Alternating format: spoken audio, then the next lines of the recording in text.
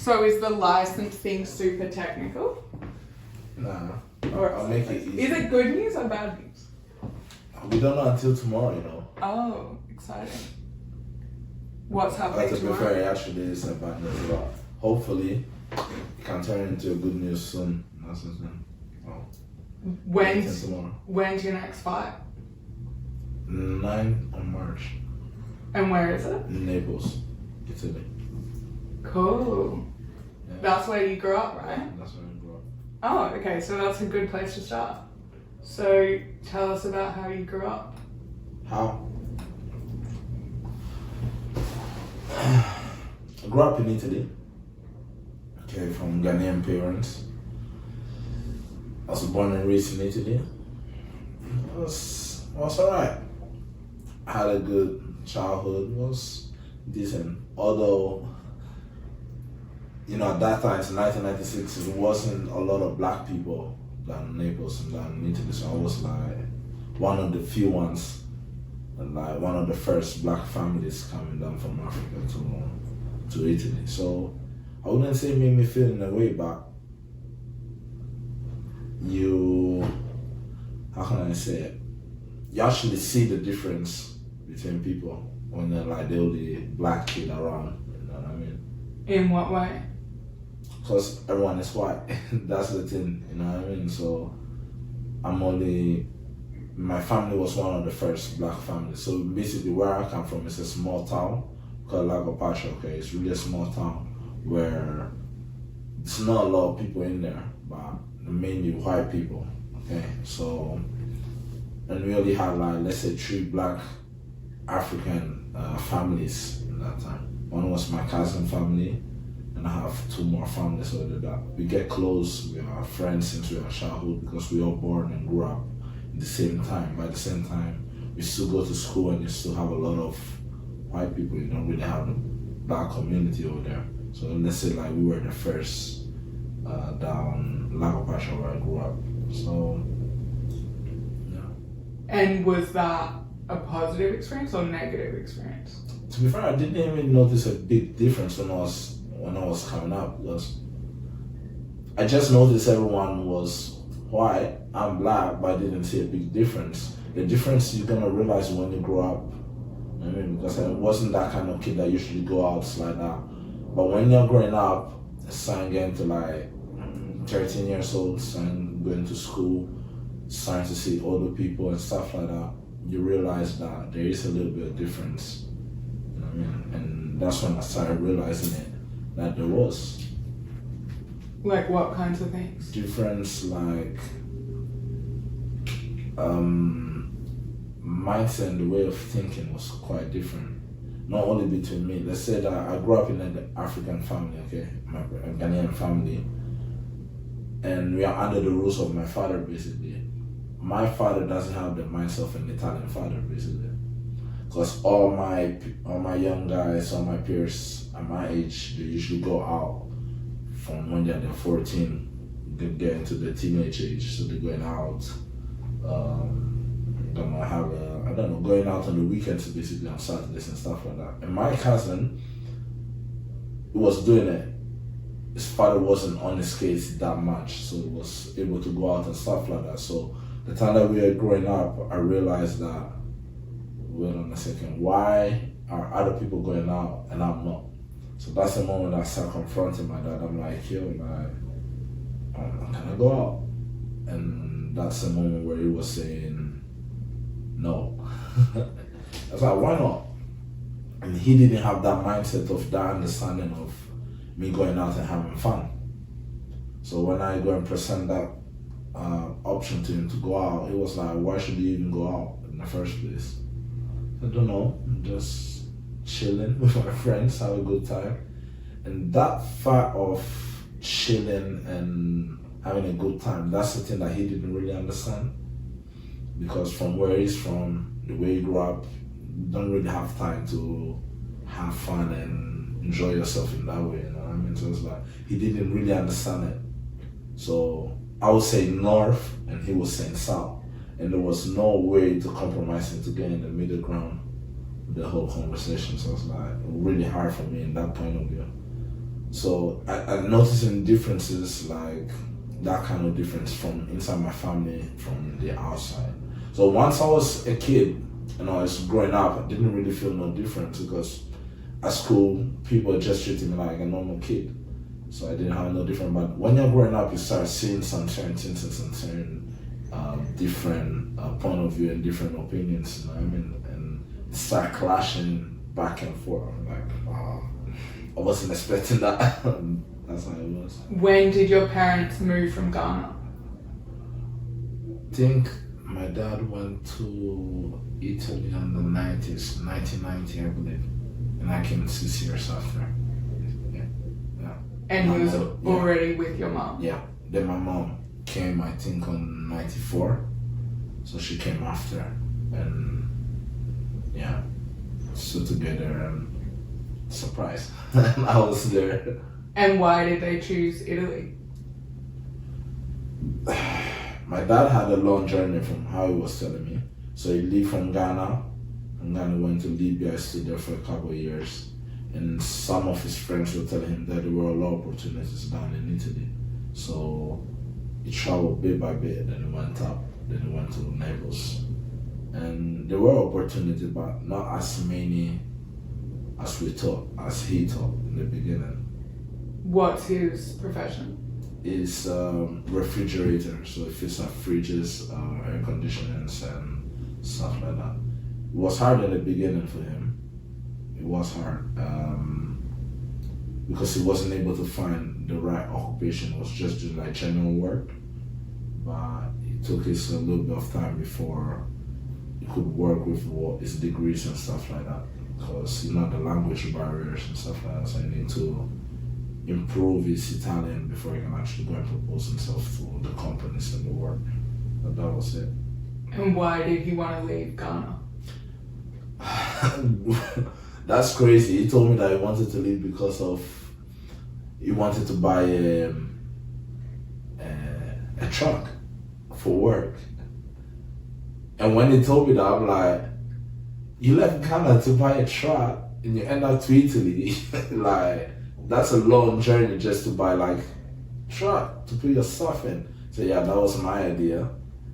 And I think he never get enough money to say, okay, let me go back.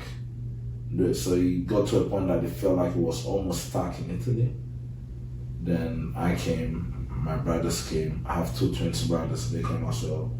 So the idea and the plan was, okay, let's change it. And let's try to let the kids get their passports, the Italian passports and stuff like that. But that's another complicated, another hard thing as well. Because in Italy, although you're born there, you cannot get your passport until you're 18. Huh. Yeah, sadly. So let's say my parents are from another country. I have my Ghanaian passport. Basically, I was because Ghanaian, they're from Ghana, even though you weren't born there.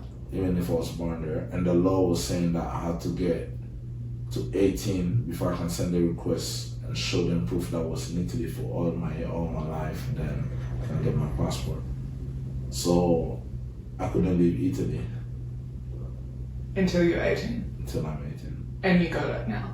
Yeah, I'm good now. I got it at 19 years old. So it takes 1 year before they can give you the passport, because they have to do all the checks of every year that you've been here, all the documentation and everything. So after they review it, you can just get it after 1 year. Just get it. And was your mum happy to move to Italy? My mom was she just had to save my dad. So I'll say it's a different way of thinking. So Africa, Ghana, we are really a kind of religious family as well. And I mean, Christians where your wife followed a man, basically. And she didn't have any problem with it. She just followed my dad, had me and my brothers. So her purpose was just to grow, let us grow and just provide for us. That's her main objective, basically. That's what she does. So she didn't have any problems with that. And were their family supportive? And my mom? Like your parents' families? Oh, yeah. My dad has a lot of brothers and sisters. He used to have a lot of brothers and sisters, so he left. And yeah, the thing is, when you're a father and you have a lot of children, you're just trying to support everyone as much as you can. My dad wasn't the last, was the one before the last, basically. So my granddad would probably have a lot of kids to look at and think about. And they were supportive of like, yeah, if that's what you want to do, just go and do what you have to do. And they went. So it wasn't really a big deal. And my mom, being like the women, they were like, yeah, just support your husband, follow him, and do what you have to do to just be a strong son on. Let's say that, strength to my dad. And so what did your dad want you to be doing when you wanted to go and see friends and he wanted you to stay home? Stay home. And that's it. Stay home and do what you're doing. That's nothing. Watching TV and that's it. He just don't have the fun in his head. That's the problem that I had with my dad. My dad had me when he's quite not old but grown already by age. He was 40, okay? So I say there were two things that was keeping me away from my dad. The age and the mindset. Okay, so because there's a lot of years of difference between me and him, I always thought that you never understand where I'm coming from and what I want to do. You wouldn't understand it. But on the other side, I realized that it's also his mindset because he never really had a childhood where was having fun. It was always thinking about studying, need to get my degrees, need to achieve what I want to achieve. So when you're a kid, you don't really understand it. I'm like, just give me a break. Let me go and have fun. So what was it that they wanted for you? To study, becoming a Christian, and becoming a mechanical engineer. That's what they wanted. That's all they wanted from me. I didn't really understand it till I got to a certain age. They were telling me that. So when people were asking me, what do you want to be when you grow up? I said, mechanical engineer. I didn't even know what was that. I was just saying it. So that's what they wanted from me. Just took a little bit of diversion from what they were expecting from me. Yeah. Huh. And so did you embrace Christianity when you were younger? When you're young, you just do what your parents say. Just go wherever they tell you to go. So we used to go to church every Sunday. That's it. Just trying to learn. And when you're a kid, it's like you're a sponge basically. So every information that they give to you, you just absorb it real quick. And it's when you're a kid, it's easier to pick up on certain things because it's like, if you tell a kid this shoe is God, the kid will believe that shoe is God. Okay, so the way I grew up in my family, my church community, and it made me how I am right now, basically. So when I was a kid, I was just living up, going to church and becoming who I was becoming. And I got to an age that everything kicked in, and you're like, oh, damn. And to be fair, it got me to a point of 4 or maybe 5 years where you understand what's going on, but it's hard for you to accept what's the right thing to do.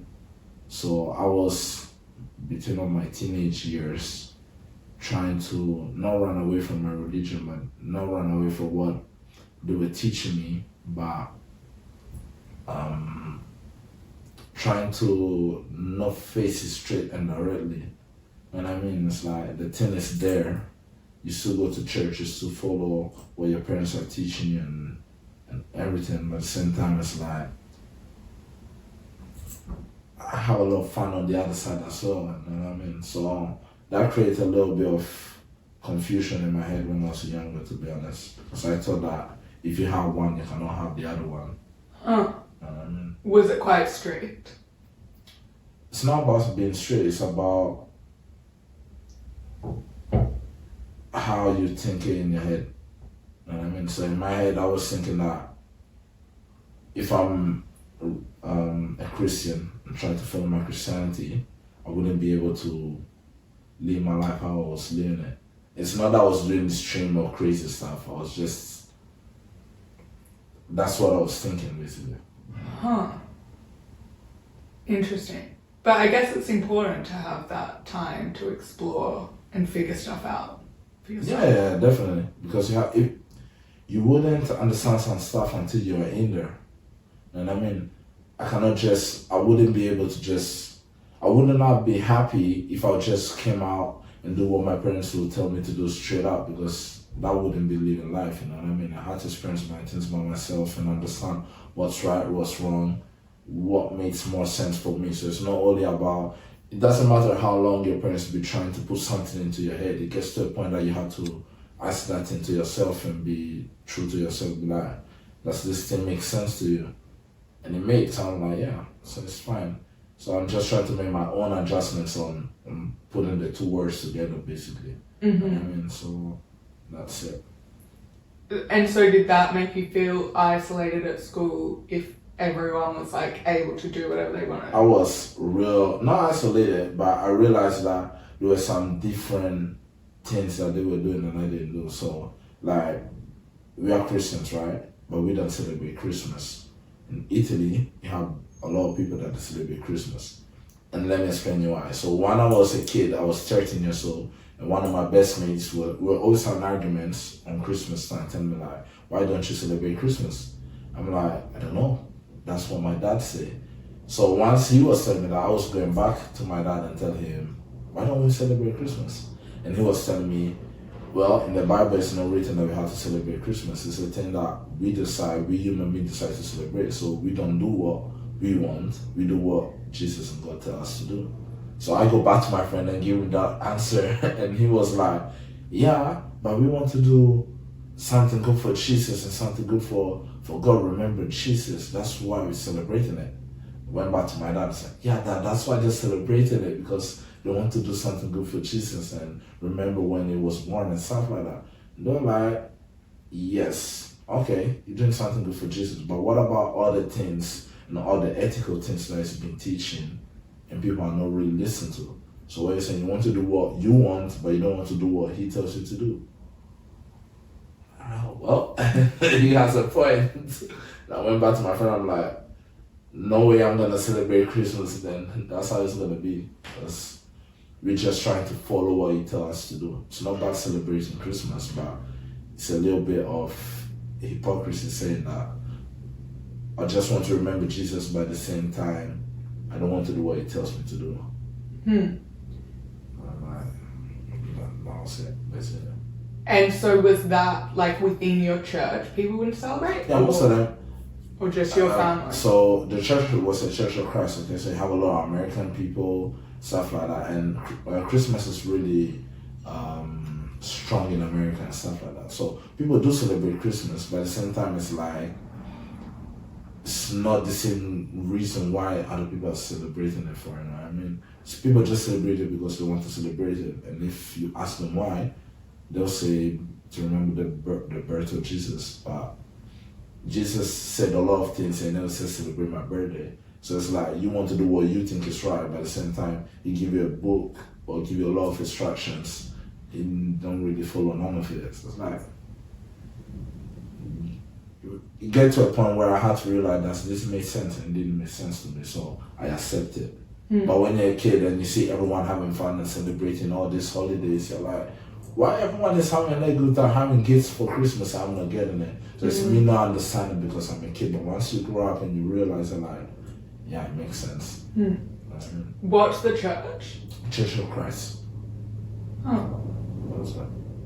And what else is like specific about that church compared to other ones? I've been to a couple of other churches, okay?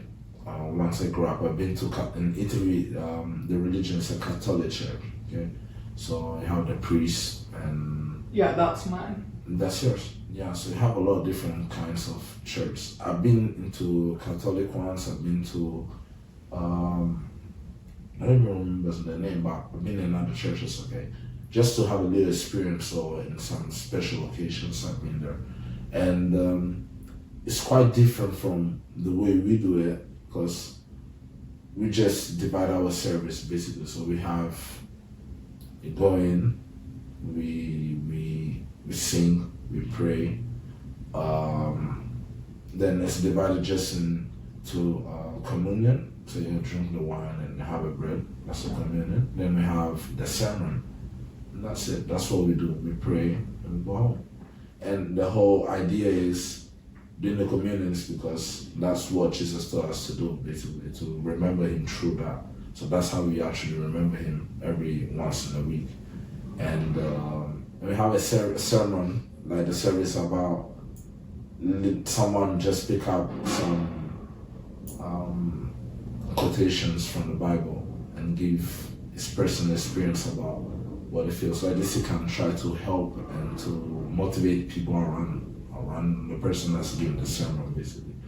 Other churches is not like that. Let's say like Catholic church, you have the priest that gives the lesson, gives the sermon, but doesn't really give quotations from the Bible, doesn't really tells you to read the Bible and stuff like that. Like, let's say in Italy, for example, we have a school church basically, okay? You go from like maybe 3, 4 to 5 years to when you're 10 years old. And that's where it's like compulsory that you have to go to church, okay? So once you get to the 10th year and you do like your first communion, you don't have no obligation to go to church no more. So it's like if you want to go to church, you go to church. But because it's no more compulsory, a lot of people go away from it.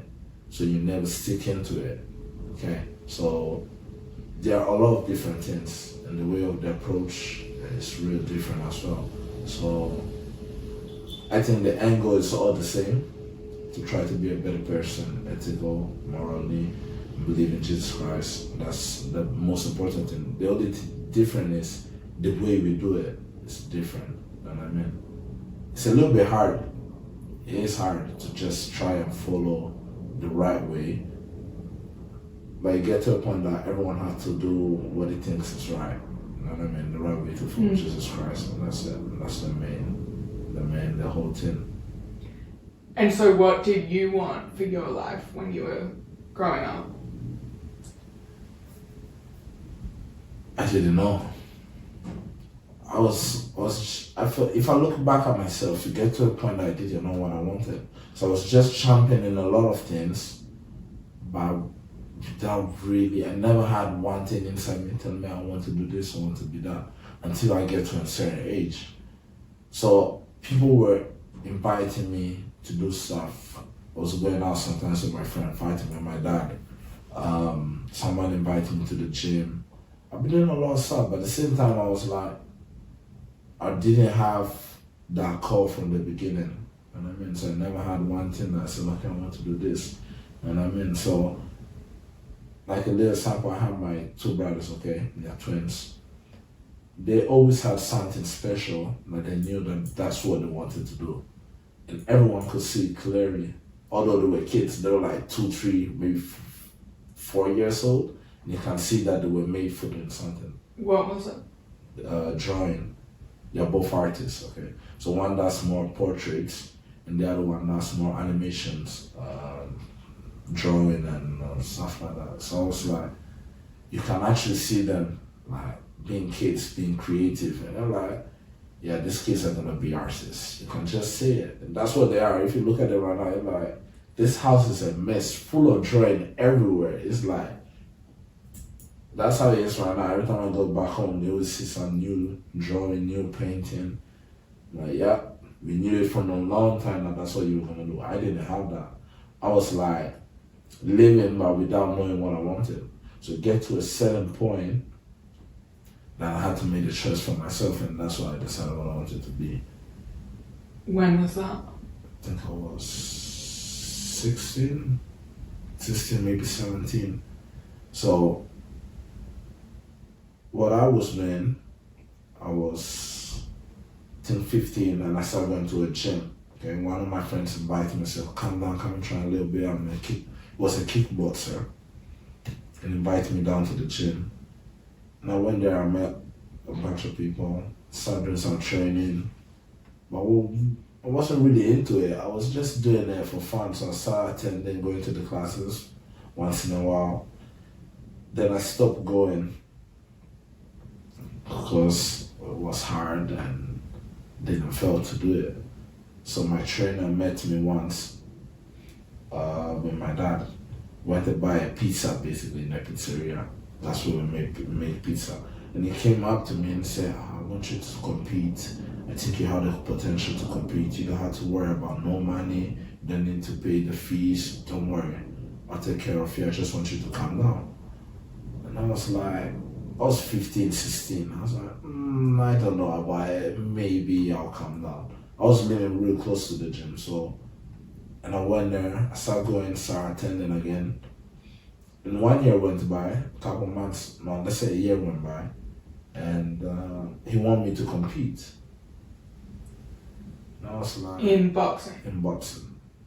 He was a kickboxer, but he was starting... So he ended his kickboxing career and started the boxing career. So let's say he was new in the boxing career, but he took me and tried to lead me in where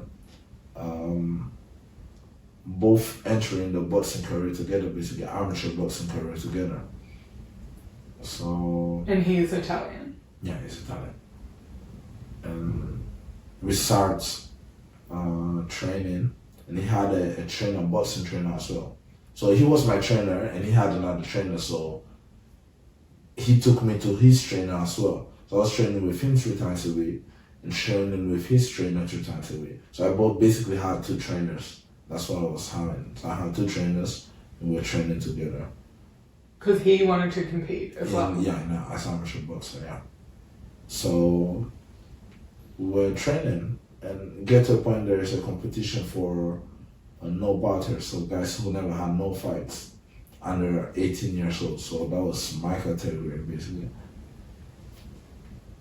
They put me in the competition, and I was in there, and I was scared to death. I didn't know what was to expect. Never been to a fight. I didn't know what was gonna happen. I was scared. If I'm telling you scared, I was scared. I was like, right, asking very questions to my trainer. And I was like, yo, relax. It's not a big deal. Just go there, do what you've been practicing, and it's fine. Okay. How many people do you think are gonna compete? How are they gonna be? Are they gonna be my weight? And in boxing, basically, everyone competes on a proper weight class. Okay, so my opponent had to be my own weight class, so we had to find the same weight. What weight class were you? I was real small. I was 64 at that time. 64 kg, basically. Oh my god. Yeah. Okay, because you're 15. Yeah, I was real slim. And I remember being the tournament day, and there were 2 white guys, okay, and one was looking really anxious. And I'm like, looking at him, I'm like, I'm pretty sure that's the guy that I'm gonna fight. So I was straight to the finals because we were only 2 guys, so we went straight to the finals. So I'm pretty sure that's the guy I'm gonna fight. He looks scared, so I'm like, I'm gonna fight him. Okay, just trying to relax, calm down, and prepare myself. Went to the ring. The guy that I had in front of me wasn't the guy that I was thinking about. Was his friend. And his friend was way bigger and way looked mad. I'm like, oh shoot. Oh my days. I wasn't expecting this. The guy started running over me, came straight at me, straight. And I was like trying to defend. But I remember having flash of this, being like, I didn't know what was going on in that ring. I was like, oh my days. Trying to move around. Also using my left hand was a mess. But the guy on the second round got tired. And he couldn't continue. So I was champion of the tournament. What do you mean? Really? Yeah, because he couldn't continue no more. He came blasting out. So he got out. In the second round, I was still trying to do my little thing, but he couldn't continue. So he was like... He went to the corner and was like, yo, I'm done. And that's how he became champion. And I felt so many emotions in that moment. I didn't know what to feel. When I would get out of the ring, I have a lot of people talking to me, and I was like, yeah, give me a second, guys. Let me just regroup, then I'll answer to all of you. But I really didn't understand what was going on. People were giving me advice, telling me, oh, you should have used the right hand more, you should have done this, you should have done that. And I'm like, you guys are speaking right now, but I'm not listening to none of you. Like, I'm spaced out, basically. Your trainer or just random people? No, my trainer and some random people as well. So I was like, and he realized it, looked at me, I was like, okay, don't worry, you just go and have a shower. But I was like, spaced out. Because when you're jumping the ring, you have a lot of emotions going on. Even in training, when you're sparring, like facing someone else for practice, and you don't know the person in front of you, it always creates a kind of anxiety inside yourself. Because so you imagine sitting there, sitting down, getting out, going to the gym, and your trainer tells you have someone else coming from another gym trying to spar you.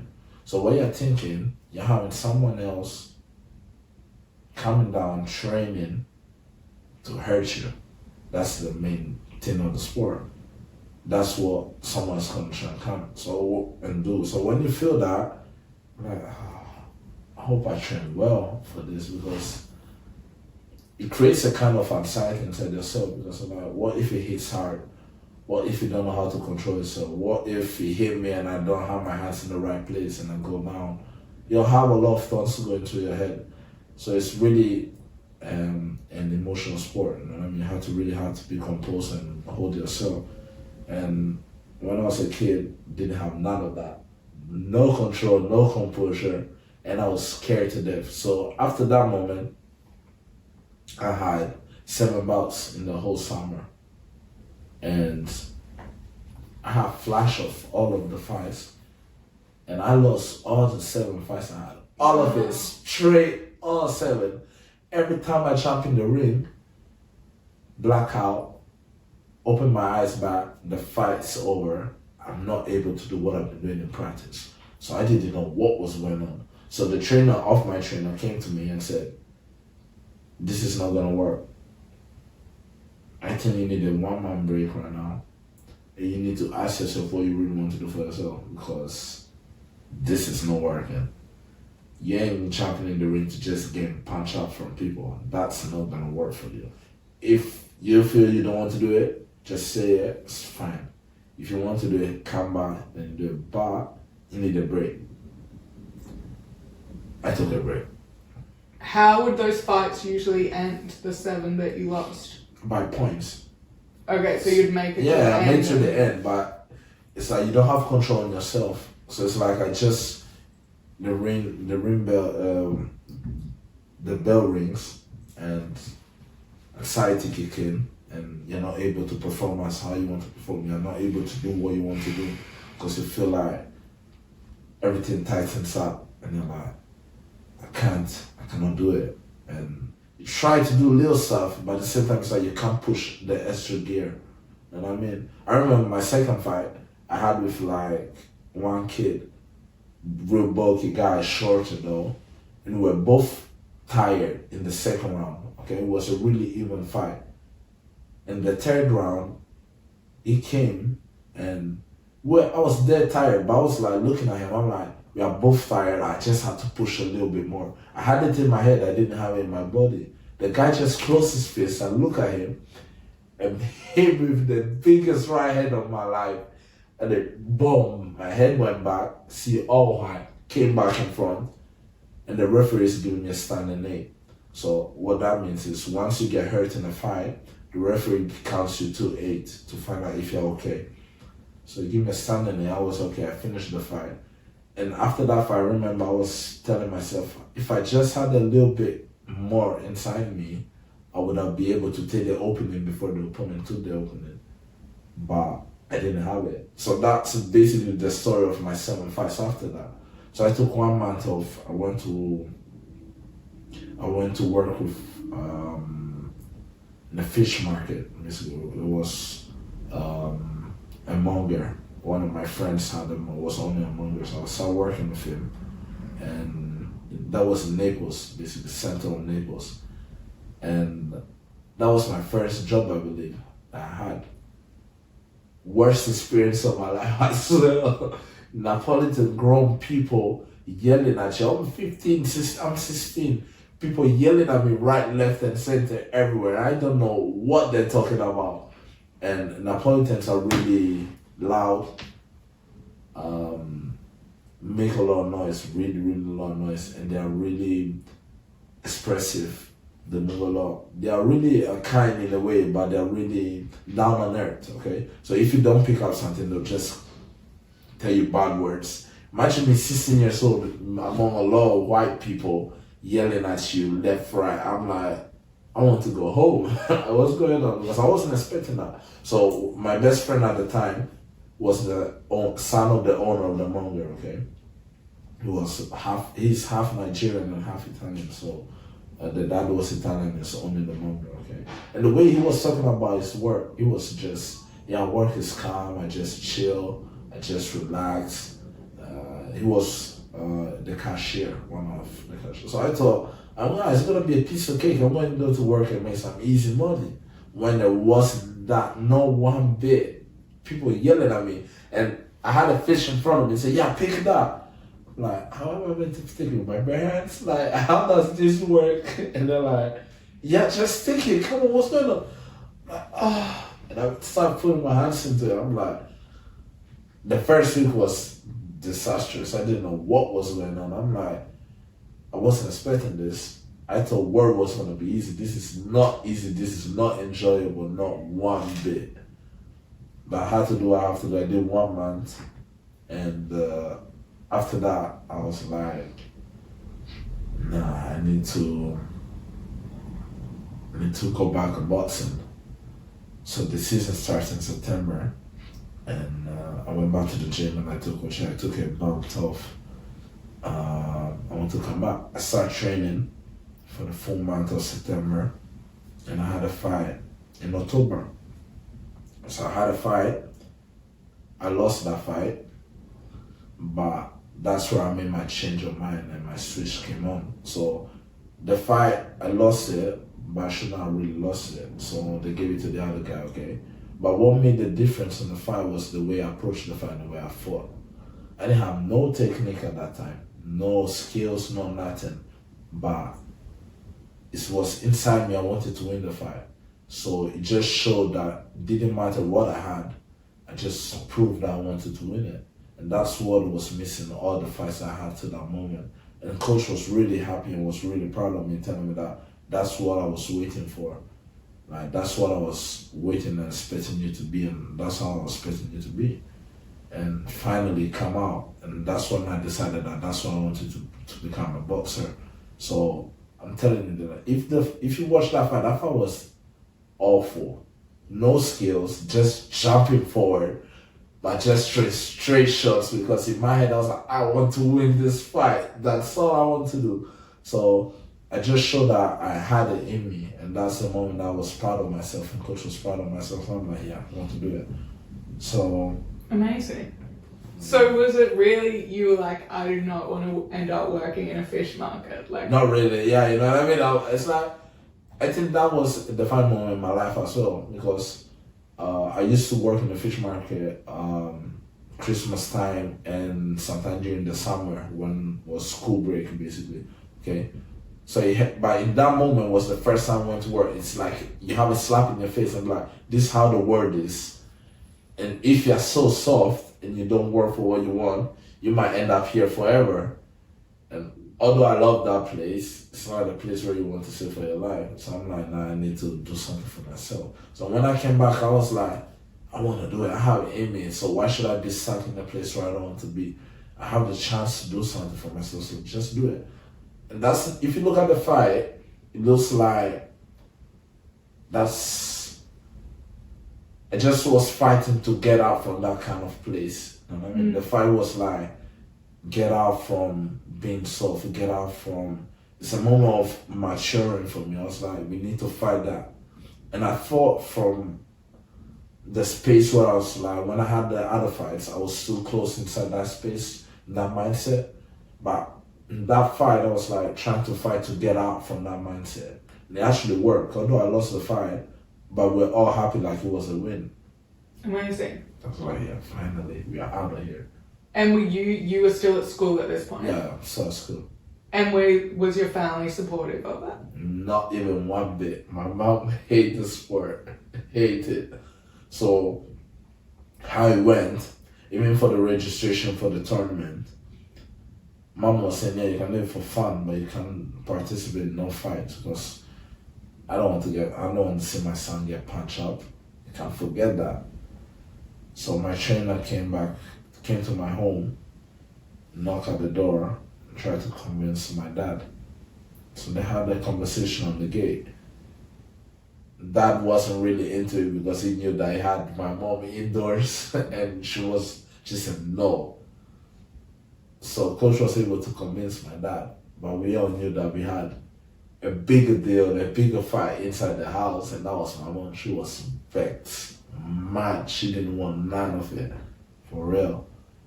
How did he convince your dad? What's that? How did he convince your dad? Saying, nah, you have opportunities, nothing bad going to happen to him. Don't worry, I'm there to support him.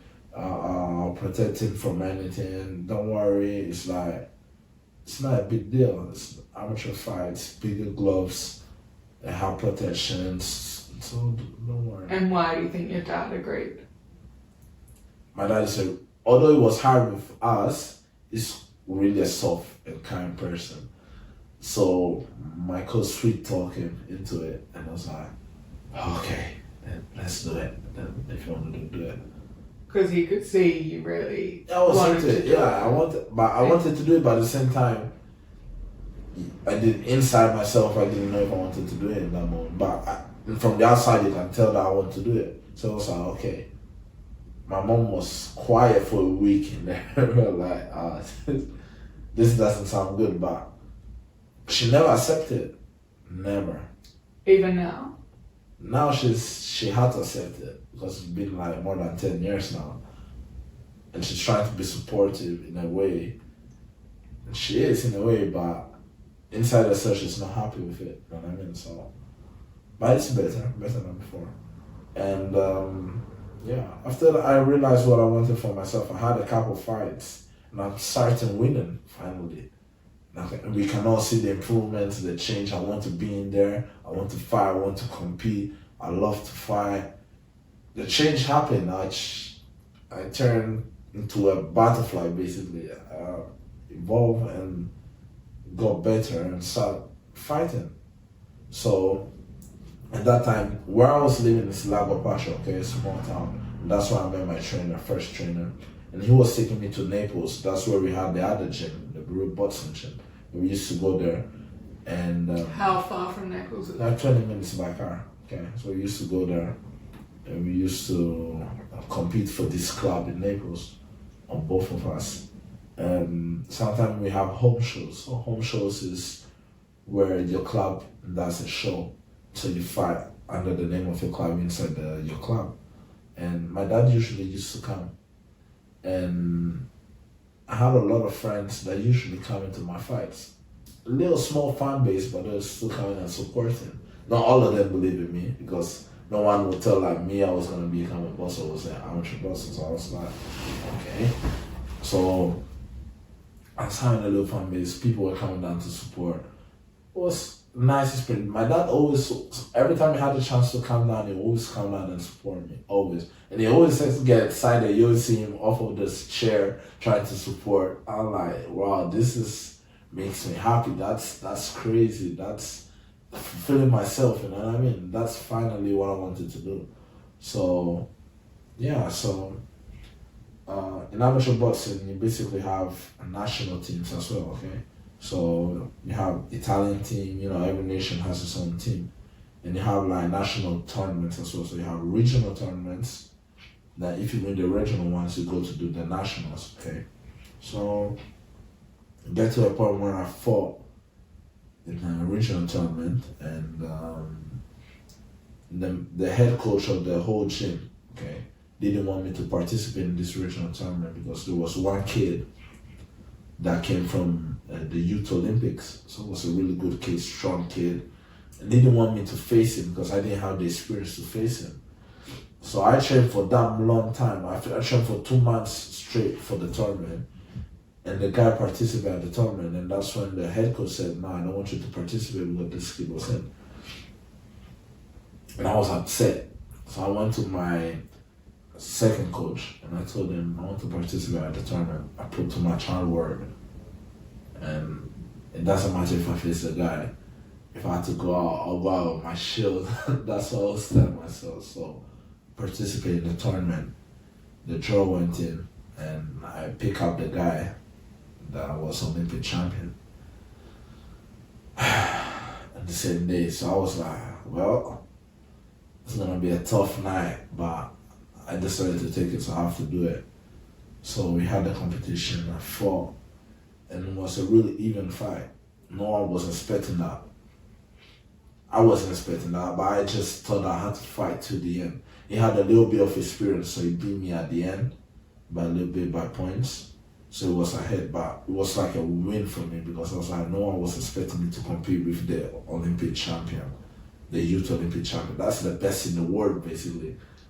So I competed with him, I lost, but that was another point for myself. I'm like, yeah, that's what I want to be because although I didn't have the sole experience, I was still able to compete with him and make it even fight. So that's it. And some things in Italy that doesn't really make you happy because the guy won the regional tournament, but he didn't want to find the nationals. So he just took the spot of the guys in the regional because if you win the regionals, you have to go to do your nationals. So my point was, why did you even participate in the regionals if you didn't go to the nationals after it? Why did you? Because he wanted another Italian world competition after that. So he used that regionals to like warm himself up. But when you go to the national, he left that place empty. And I was upset because I'm like, you took our spot, our chance to compete in the national just because you want to stay warm and go into the competition. That's unfair. There's a lot of unfair things in Italy, especially in the sport. So yeah, that's it. Going forward, still having my fights, still improving, still growing up, and get to a point. I got enough points to become an elite fighter. So you have a system, and that time you had a system where every fight gives you some amount of points. Okay, so once you get to a certain point, you get to the higher level of the amateur that you can get. So you become an elite. So you fight without head guard. And after that, you can go and do regionals, then you go and do the nationals. So I had a regional. How old were you at that point? I'm 18. I think I'm 19 at that point. Okay. And you finished school? Yeah, I finished school. And started working? That's another hard point. So what happened when I finished school? I finished school. So I went to a technical school, okay, mechanic technical, because that's where my parents want me to go. My dad wanted me to go to electrician school, but I was stubborn. I'm like, no, I have my friends going to the mechanical school, let me go over there. And I went there, get split with my friends, but at the same time, we were still in the same school, and I was trying to go forward there, okay, and I finished my 5 years, get my degree, and... Wait, that's high school? Yeah, high school. Finished my degree and got to a point that I had to decide what I wanted to do for myself.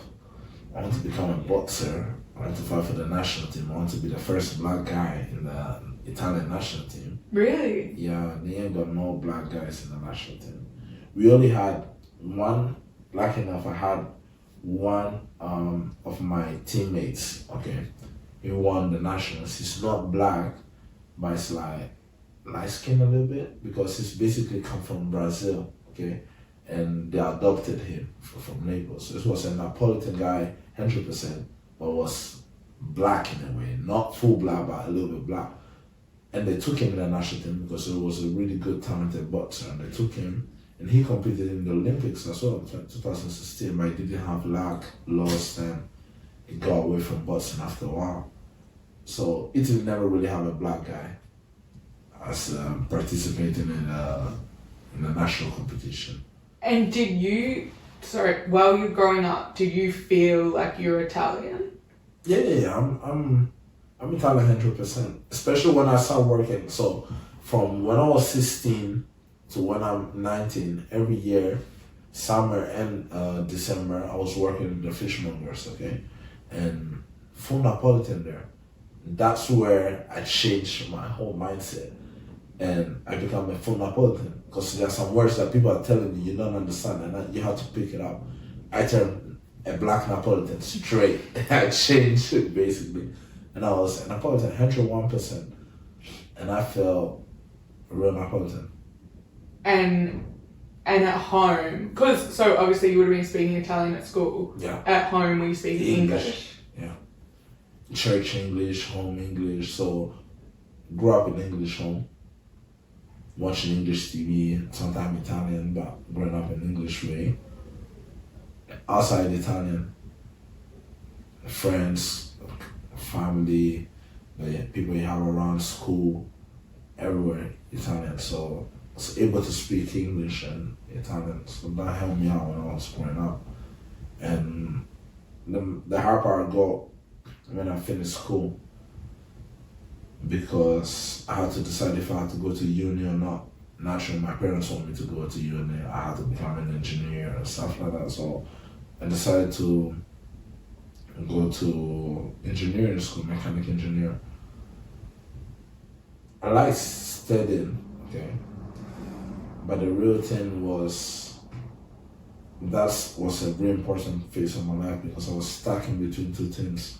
Okay, so I was going uni and I was going boxing. And when I was going uni and I was studying, by get 4 p.m. because I had to go to the gym, I had to leave what I'm doing, what I'm studying, and I had to go to gym. I go to gym 2-3 hours, go come back. So we traveled to Naples, come back after 20, come back studying. So when I go back into my books, I'm looking at it, I'm like, how did I even get to this point?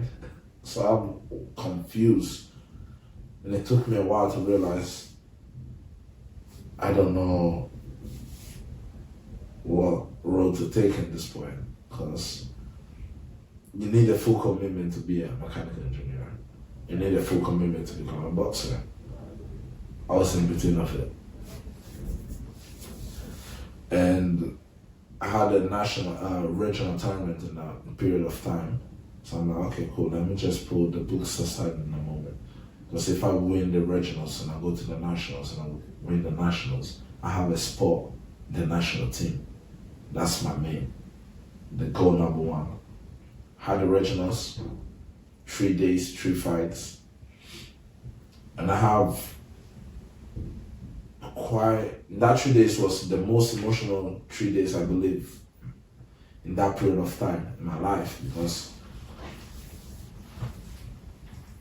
I have a quite, let's say, superpower, okay? I can go along with people real quick. I go along with kids real quick. And I'm able to make friends real quick as well.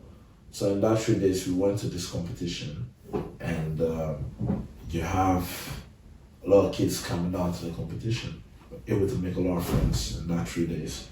And the first day, I have a fight, and I fought against a guy that I fought already and beat him twice. And I won the fight.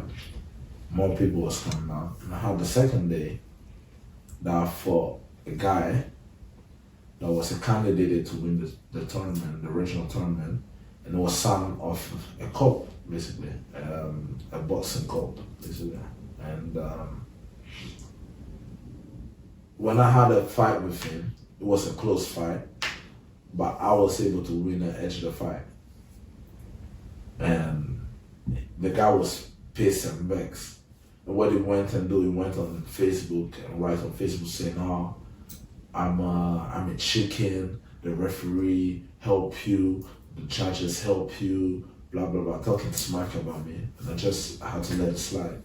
The day of the final is the day where I fought a guy that basically came out from prison. And it was like a little bit of a backstory in this fight, really emotional. So basically, the gym where I was going in Naples, the owner of the gym has a son that was a boxer, and had a lot of different guys. So this guy that was fighting, that was spent like 15 years in prison, was part of that gym. What did he go to prison for? Yes, where the tricky parts start. So he had a best friend that was in his own gym. Okay, that was the gym where I was going. He had a best friend. They were all friends over there. His son, the coach's son, him, and his best friend. And basically, his best friend was dating the sister of the guy. And they were like family, basically. I was a little bit crazy in a way. So the sister, I believe, left the guy or something like that. They had a little issue. This guy basically made an appointment with his best friend, meet him up. They were leaving. He took a gun and shot his best friend. Why? Because of the sister. But he has nothing to do with it. Oh wait, sorry. The brother shot the guy that was dating his sister. And that was his best friend, basically. Because it was like he broke his sister's heart. Yeah, something like that, yeah. So he killed him. Oh my god. Did he mean to kill him? Yeah, because he basically shot him. When he turned his back and shot him and he died. And the brother of the guy that died was in the gym. He's in the gym. When I'm attending to the gym, he's in the gym. And it's a grown guy, okay? And it was really close to me. He was helping me out, trying to give me advice and stuff like that. And so the build-up of the whole tournament is, I'm part of this gym, and that guy was part of that gym as well. Went to prison for 20 years, came back out and said he wanted to come back for boxing. So he signed with another gym that's rival to my gym. And me knowing about all these stories, when I'm a kid, I'm like 19. And everyone putting up pressure, but I felt that this close friend of mine telling me that this guy killed my brother. And probably you're going to fight him in the tournament because we know that he's going to get to the final. So when we made a draw, I was in one side of the tournament and he was in the other side of the tournament. The only way to meet this guy is to get to the final. Funny enough, we both got to the final. Wow. The day before the final, this my close friend came to me. He's from Naples. He came to Lago Pacha and said, I have something for you. So okay, go on. He came down with his kids, with his wife in the car, have a box, opened the box and said, these are the boxing shoes of my brother. I want you to wear it for the final. I was like, what?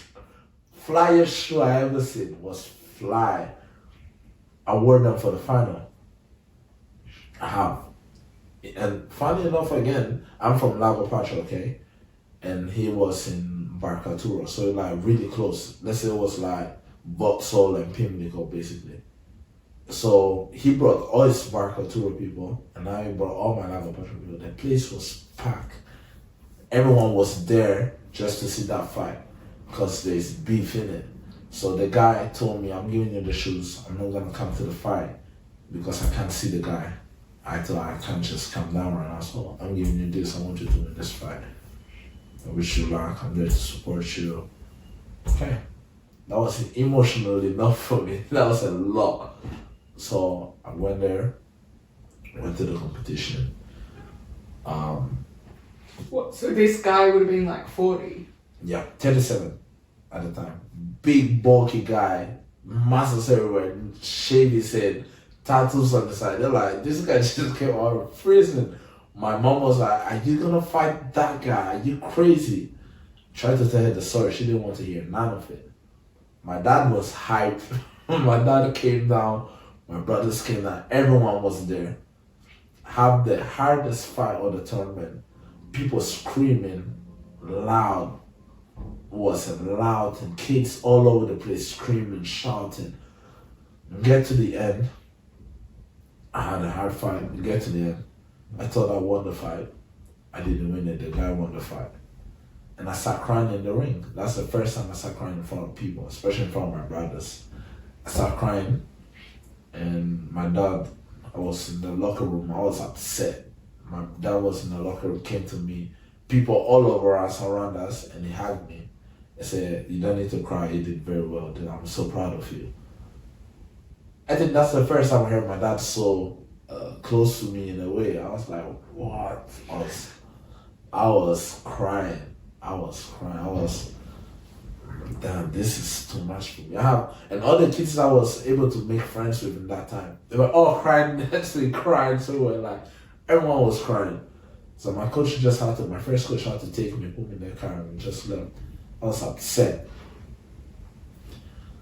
What am I doing now? My plan was to win this, go to nationals, to win the nationals, become an Italian champion. What's going to happen now? A couple of days go by, reality kicks in. Yeah, in uni, boy, you need to do what you have to do, your exams and stuff like that. And I'm like, I was emotionally hurt at that point, so it took me a while to recover. Let's say like 2-3 weeks maybe. I started going to attend the uni, but I wasn't there mentally and physically because what I really wanted didn't happen. I was keep on training, but at the same time I had to focus on uni, and I realized that this engineering was too much, was requiring too much dedication, and I had to stop. So I stopped for a while, and I wouldn't say depression, but it was like depression. Okay, from January to March, almost April, May, every day. So that, let's say from January to March is the period of exam time. So you're not attending uni no more. I was trying to study, but at the same time I wasn't studying. So what I was doing, sleeping the whole morning. But I wasn't just sleeping because I wanted to sleep. I was closing my head under my cloth. I'm like, what do I want to do in my life? Like, what am I trying to do? My mom looking at me every morning and be like, what's going on? Are you not going to uni? Are you not sitting? What's going on? Why are you doing that? I didn't know what to do. I was lost. I didn't have uni. I didn't want to continue uni. I don't know how to tell my parents I don't want to do this course. I need to do something else. So I stopped. I told them I want to stop, and I'll probably do something easier for me where I can focus on my training and do that. So, because that's the main thing you were worried about, was disappointing them. Yeah, that's the main thing. For you, you were like, I'm fine to do. I told them I was fine to do uni, but just it wasn't helping me to do my training. So I had to pick up something else, and I picked up economy, okay, marketing.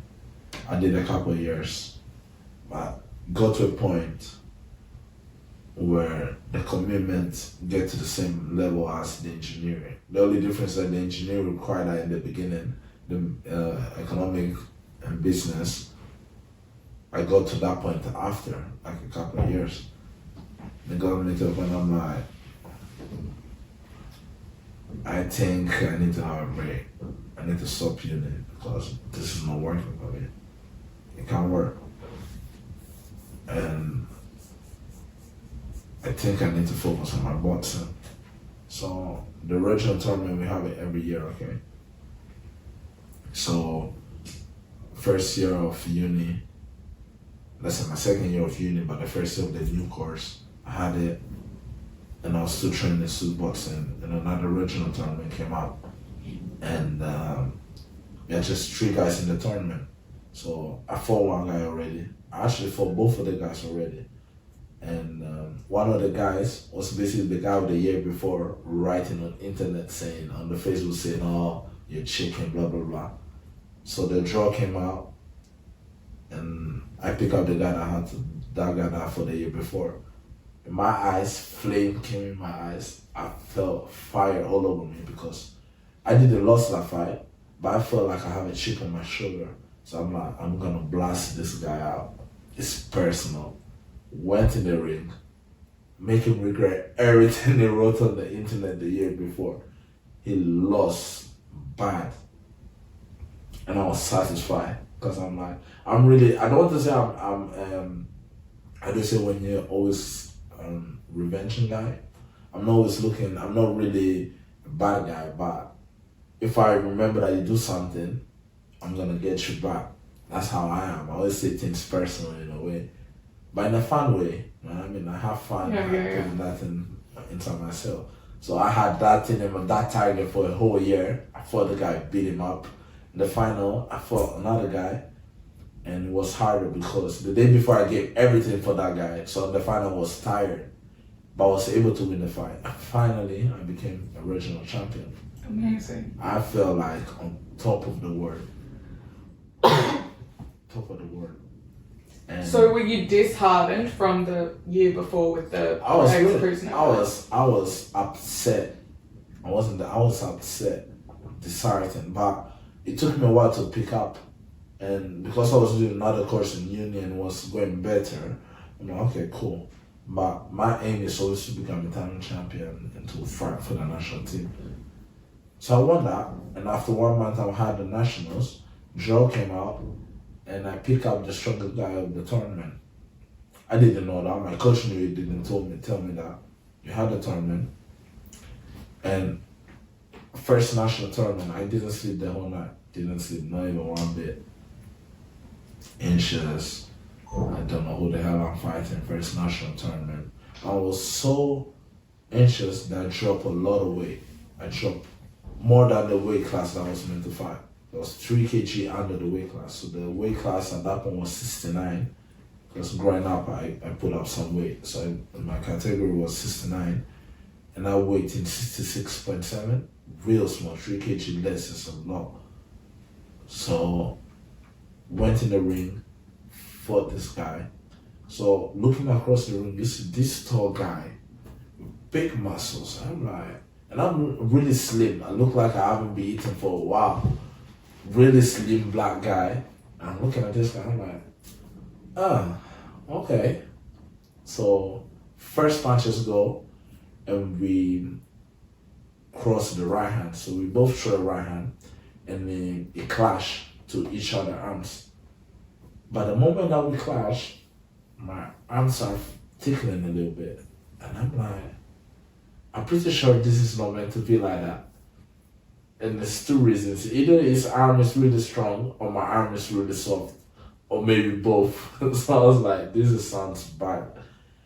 It was a hard fight. I think one of the hardest in my life. And the guy was having the upper hand on me in the second round. Up it up in the third round as well. And I lost the fight in the first round. That upset me. We finished. I was upset because I was really expecting myself to win the final. I really put in my head that we're going to win the tournament. I was going to go to the final. And we realized that he was... I would have probably walked over all the guys that I was going to fight and fight him in the final if that was the real story and how you have to be. But I fought him on the first fight and I lost to him. I went to the dressing room, look at him, congratulate him. He wasn't having a stop up. So I look at him, I'm like, you're really huge, you know. Like, he was really big. And that's when I realized that he was really big for the weight. And he was starving himself to make that weight, to compete at that weight. And he was naturally big. And that's when I realized, probably I'm small for the weight and he's really big for the weight. So he really used that advantage to himself. And I never was able to be a threat for him during the fight. So I realized that I need a lot of work to do. And so he was my target for the next year. I knew the whole year he was my target. So he won the tournament and he became Italian champion. And after I fought him, I knew that he was going to win the tournament. Because I was really sure I was going to win it. So if someone's going to beat me, I'm pretty sure that he's going to win the tournament. And he won the tournament. And where was the tournament? In Milan.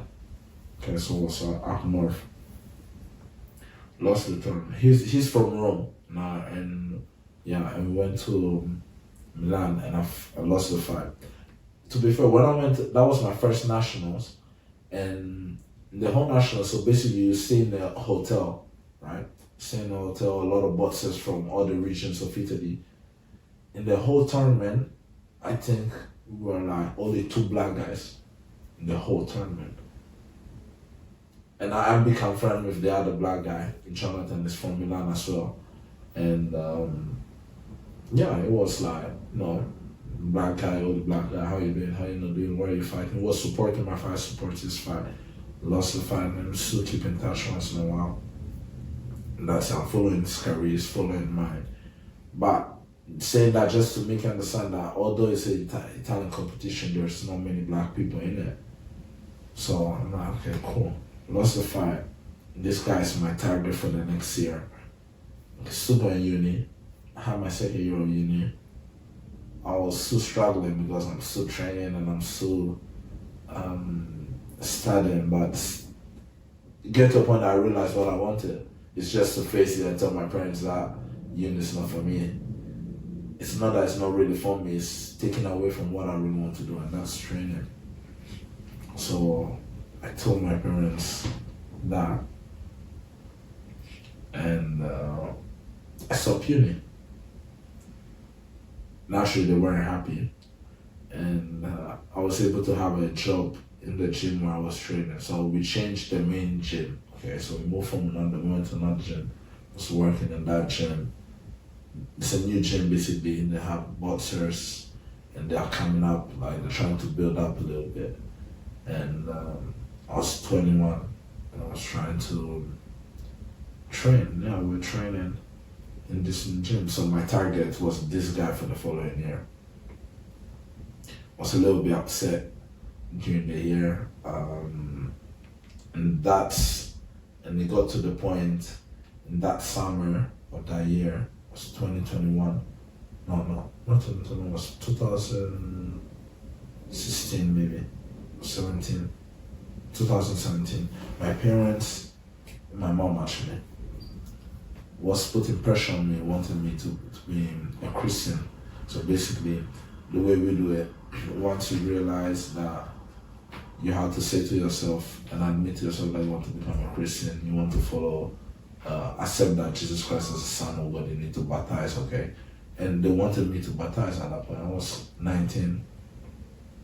I'm lying, I was 21. They wanted me to baptize. And that's where everything was building a little bit of pressure to myself. Because I'm like, if I baptize, I cannot be going out with my friends. I don't drink, but I can have a drink. I can go to club, I can enjoy myself. And my uncle came down, one of my uncles, it's not really my uncle, but it's like my uncle, came down from North Italy for a week, trying to convince me to baptize. And we had one full day of a big conversation saying I should do it. And I was like, nah, I don't know, I don't feel that I can be able to live my life. And he was trying to talk me into it, saying, you can. It's not something that you have to change the way you are. You just have to behave in a better way and be more, acting more with more integrity. And that's what you have to do. It doesn't mean that you have to change from A to B. You just have to behave better, become better. I said, I'm a sinner. I do mistakes as well, but I'm still choosing to behave and follow Jesus in the right way. So you can do the same. That night, I couldn't sleep.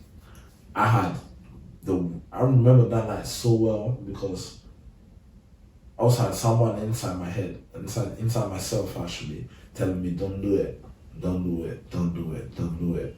You can't live your life like that. Woke up the following morning, went to my mom straight up. I said, Ma, I think I want to baptize. My mom celebrated in the moment. I was like, we are going now. We went to the sea with my uncle baptized me. I felt so well. I felt good. Wow, in the sea. Yeah. Is he's like a priest or? Yeah, let's say it's like, we don't have so in our church we don't really have priests and no priests. We have like elderly people who grown and been Christians for a long time. And was he Italian? No, it's Ghanaian, so it's my family friend. Okay, and it's been friend with my dad for a lot of time, a lot of years, and my dad was at work, okay, in that morning, so he wasn't there. But my mom called him. He was hyped through the phone. They're like, "What? Come on, yes!" Was happy about it, and so we went to the sea with my brothers, the family of my uncle. My mom went to the seaside, and we walked through the sea. And he asked me, "Do you believe that Jesus Christ is the Son of God?" I said, "Yes, I do believe it." And he immersed me in the water. I came out, and I felt like seeing everything white in the sky. Was like a blue day sky. When I came out from the water, I said everything white. I'm like, wow, this is crazy. What's going on? And I felt clean in the moment. I was like, wow, I feel clean. So that's another difference between Catholic Church and Christian Church. So we do two different ways of baptism, okay? So in the Catholic Church in Italy, you do it when you're a small baby, okay? They baptize you. So basically you're saved from your sins. And someone explained it to me because I didn't understand it, that they're cleaning your sins of your parents, basically. But what I've learned in my years of being a Christian, I realized that being baptized is about you accepting something, accepting that Jesus Christ is the Son of God, but you wouldn't understand it when you're a newborn baby. So you can't say, so you can't understand, you're not mentally ready to say or understand that kind of thing. So it's like someone baptizing you, but what value that baptize has, because it's like you're not accepting what's going on. So it's like you have to decide for yourself, saying, yeah, that's what I want to be, I want to follow Jesus. If this is what I have to do to follow you, and that's what I'll do. So doing when you're a newborn baby, at least for me, doesn't really make sense. You know what I mean? Sorry about that. Yeah. You know what I mean? So yeah, because that you as a 21-year-old, you were really 21-year-old. making the decision. A decision. That's the thing. And then did you change the way you were living from that point? No, not really. It just have rules that you have to follow, and no one is going to be able to follow the rules 100%. You can try and do your best, but you're never going to be perfect and do it. So it's just being ethically correct and trying to follow what's the best thing to do. So it's like, okay, sometimes I have to be more patient. Okay, I hate to do this, but I have to try because that's where I decide to be.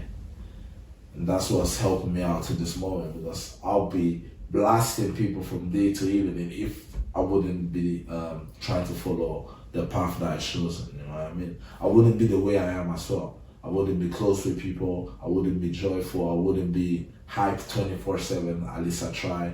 I wouldn't be the kind of person I am. So I'm always trying to be happy based on the situation, trying to always see the good based on the situation. I don't say I'm always able to do it, but I'm trying. Always to try to do the right things, the right choices, bit by bit, trying to do it every day, trying to get better, you know what I mean? So, and try to abandon the wrong things that I usually do, you know what I mean? So it's like, okay, cool.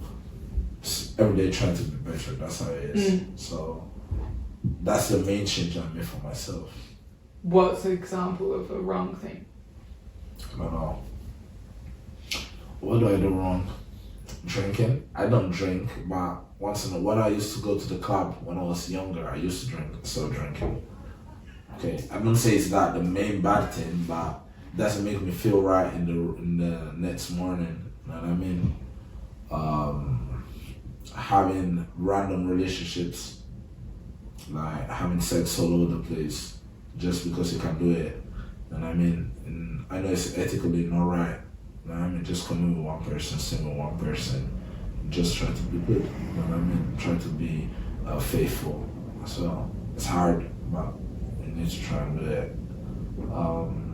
And that's also the example that you have from your parents and stuff like that. You know what I mean? We have a really tight, strong family. So, or maybe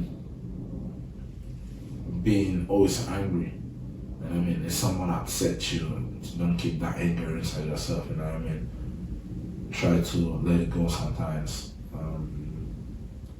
Let's say all the negative that a person can have, everyone has it in different ways, okay, in different levels. So I have it in a way, and I'm just trying to understand what is and to let it go in a way. I mean, it's not always easy because sometimes it's just part of it, but it's you realizing that what you're doing is not right and just try to let it go. Mm. Yeah, because I'm guessing that time when you're at uni and boxing, it's like that would have been your whole life, right? Like, did you have any time for? Because I can't imagine you were like partying all the time. No. It's just a little once in a while, but it's like just let it go. It's not for me. It's not really made for me. You know what I mean? So it's like I was focused on my boxing, and then but you get a moment that you get vexed with your friends, you fight with them, or you have arguments with your family. You know, little things of every day, but you have to always try to calm down a bit more, handle yourself, ethically correct, behave better. That's it. And do less mistakes in your life. But you do mistakes every day. That's the thing. You know what I mean? So it's just once you realize the mistake that you're doing and trying to fix it. Mm. You know what I mean? So that's the thing. Basically. From there, what happened from there? The year after, no, that was the same year that I had my second national. So I won the regional, went to the national again. My target was on the guy that beat me the year before. We do the draws, and if I win on the day that I had that fight, the next day I'll probably fight him if he wins his fight. He won the fight, then I was out to fight next, to fight this guy. I had only one mission, win the fight, go and fight that guy, because I had a chip on my shoulder. Had the fight. First round, one dominated the fight. Second round, won the fight. By the end of the round, I got hit. I don't know with what. I thought a headbutt because this guy hit me so hard in my eye that my eye was swollen. I'm like, damn, this guy hit hard. How did he hit me so hard? I went to the corner. So my trainer was like my dad. My second trainer is like my dad, okay? And the first trainer that I had is like my older brother because much older than me. So we went there. I went in the corner in the second round. My eye was swollen. And I couldn't see. I'm like, Coach, I can't really see. And he looked at me and said, I don't care. It's only one round. You have to keep up. Move around. But Sim, you won this fight. Come on.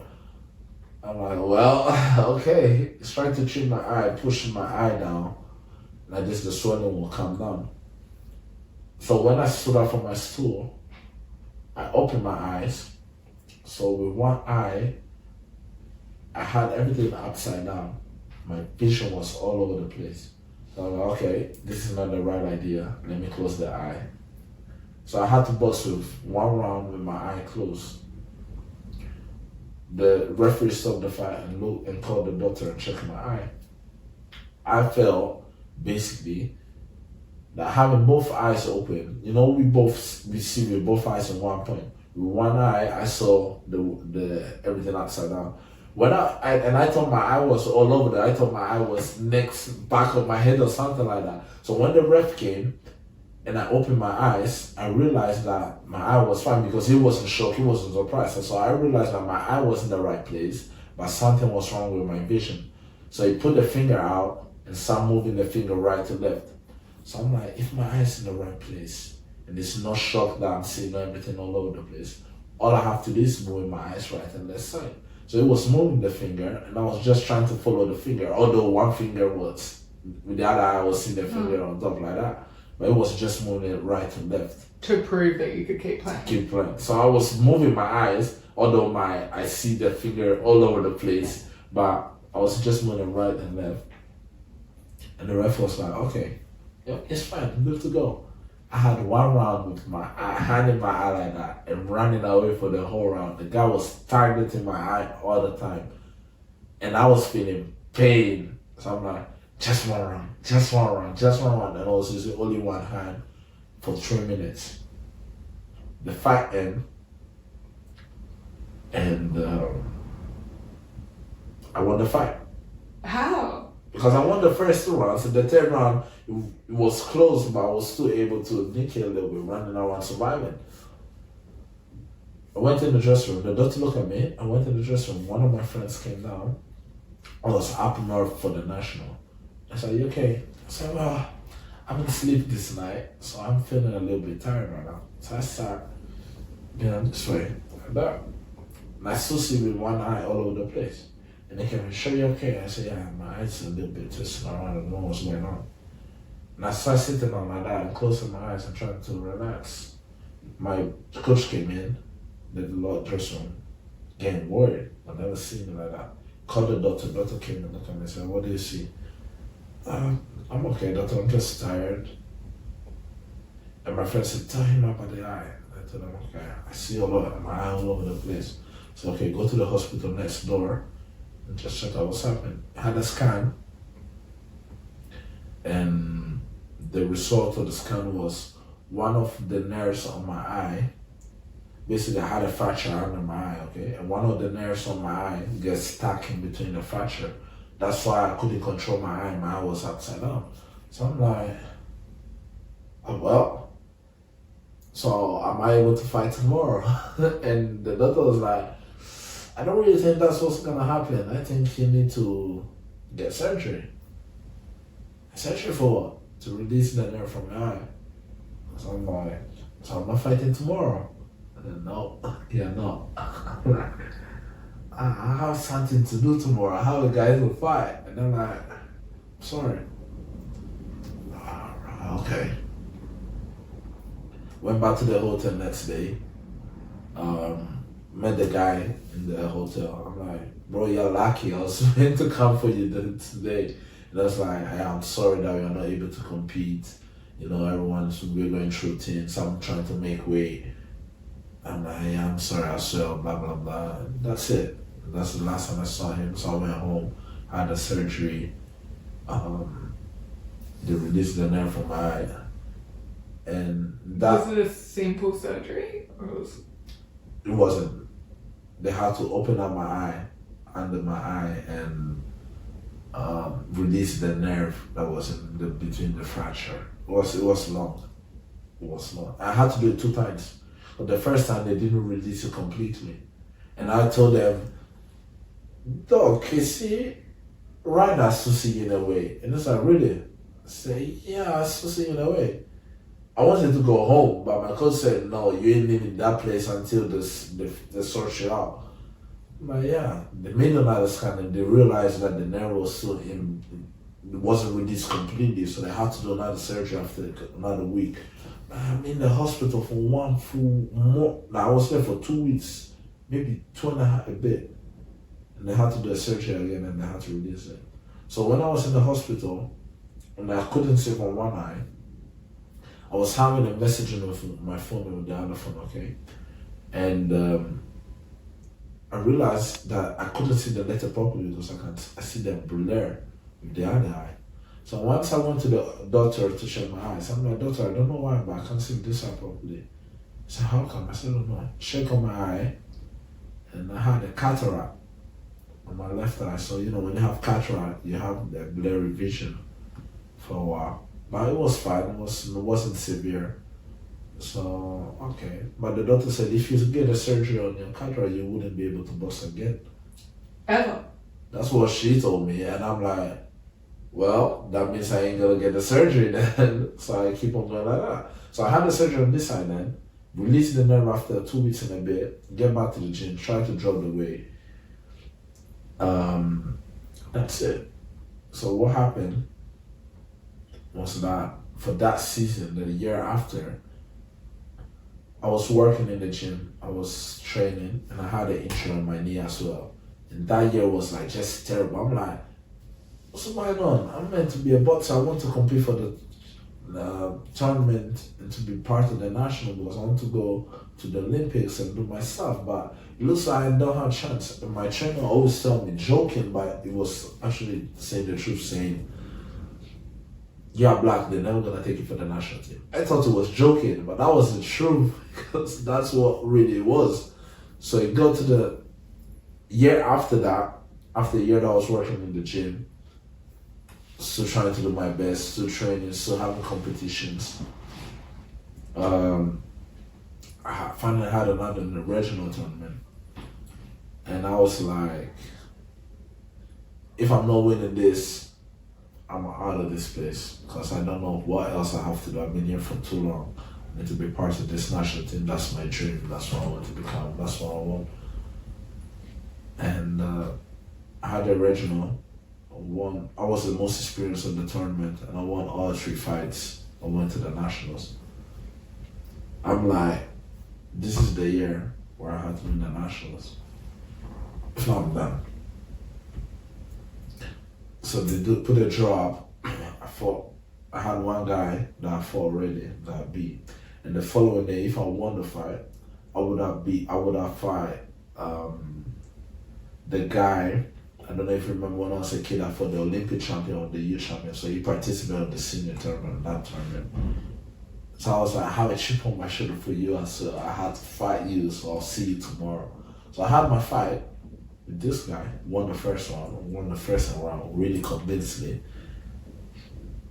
And my coach turned to the referee in the break between the rounds and told him, "Ref, watch the elbows." I don't know what he's talking about. I don't care. I'm here to do my job, win one more round, I'm going home and fight the guy the next day. So all the head people of the federation, the Italian federation, were watching my fight. They were next in the ring watching my fight. And they were there looking at me, okay? And I was really pushing to win the tournament, so they saw that was a threat. The third round I had with this guy, I'm still beating the guy up, I'm still giving him trouble. So this guy threw a shot, and he didn't really throw a shot. It was a shot, but he hit me with the elbow in my temple. And I go down. I don't know what's going on. I see everything blurry, open my eyes, and I see my coach blasting in the corner, hitting everything. I told you, watch the elbows, told you. I don't know what's going on. I get up, went to the corner. Referees giving me the standard 8 count. Because, when you get hit and you go on the floor, they give you an 8 count. And he was giving me an 8 count, and I got up and I was like, give me a little bit of water in the corner. It was another trainer, give me a little bit of water. I didn't know what was going on. I'm like, how did I get hit like that and don't know what happened? I didn't know where I was, what was happening. So I went in the middle of the ring. The referee said, you won by disqualification because I disqualified the guy because he hit you with the elbow. Good. Went in the locker room, won the fight. I was a little bit shaky. The doctor came and checked me in the locker room and said, "You okay? How do you feel?" I said, "I'm good, doctor. Thank you very much. I had a shower, feel much better. I just got hit hard. I don't know what was it." It's okay, cool. Once we went out to where the ring was, the head of the federation came to me and my trainer and said, "Anyway, the guy's not fighting tomorrow." So, who? I said, "Yeah, Joshua's not fighting." "What do you mean?" The guy got disqualified. I won the fight. And they were like, "Yeah, but he didn't beat the 8 count." Yes, because I get hit with an elbow. That's why I didn't beat the 8 count. If it was a punch and I didn't beat the count, that would make sense. I would have lost the fight and didn't participate. So yeah, but he didn't beat the 8 count. We had to look at the safety. In that moment, I realized, what's going on in here? So the guy that they wanted to win the tournament was fighting me the next day. They didn't want that. So they were trying to find a way to take me out of the competition. I'm like, what are you talking about? We was winning the fight. He got hit me with an elbow. What's going on? And they're like, don't worry. Come on, kid. You come back next year. I stood there, look at him. I had to take a break. I sit down, looking at them, and my trainer was vexed trying to fight them. And thinking about that, I feel like heartbroken, because that was me done. It's 2019 December. I was like, I was the one to cry in that moment, but I felt with no energy even to cry because I'm like, I'm tired. Like, what's going on in here? Oh my god! So that was it. They were like, They just said, "Yeah, out." And it's clearly bullshit. Exactly. So I'm like, and I had a lot of friends, a lot of people. So I have my auntie and my uncle over here, so the brothers and sisters of my mom, okay? The M1 was, my friends as well, they're trying to tell me, go to the UK, go to London, you have a lot of opportunities there, you know. You ain't got no future here in Italy. You're working for a little bit of money, you're not really getting what you can get. And plus on boxing, what are you doing on boxing over here? I was like, yeah, it's fine, bro. Like, just let me achieve my dream. I remember after my mom telling me, yeah, I'll come back next year. I'll never forget the way he said it. Saying like, this has no value for me. So like, yeah, don't worry. She said, you can be back next year. I was heartbroken. I sat down in the car and I was like, I'm probably done. I called one of my best mates. I was like, yeah, that's a moment for you to go out here. They don't deserve it. This is not the right place for you. I'm like, yeah, what am I gonna do next? Went home. My mom at that point, so my mom passed a couple years, 4 years, didn't like the sport, never came at my fight. In her one fight that she came, I won the fight. I'm really happy, really proud. She started to realizing that that's what I really want to do. So she was trying to be supportive, not 100%, but she was trying to support it because I quit everything for the sport. I was like, okay, cool. At that point, I called home. My brothers were vexed. I said, bro, that was an elbow. I said, I know. And my mom was vexed. I said, I'm like, because she's been seeing me training so hard every day, going out in the rain, in the storm, running, doing my training every single day. She doesn't understand it, but she see the hard work I'm putting in. And said, how can these people treat my son in this way? They said, nah, you're done with this. You're leaving now. I went home the next day. I didn't know what to say. They're trying to fight it and appeal it to the federation, but I realized that they never wanted me there. You know what I mean? I'm not wanted in that competition. They don't want me. I'm there, I'm heartbroken. I'm like, what's next? It took me a couple of weeks and spoke with my auntie. I'm like, I might calm down. Like, yeah, I'm calm.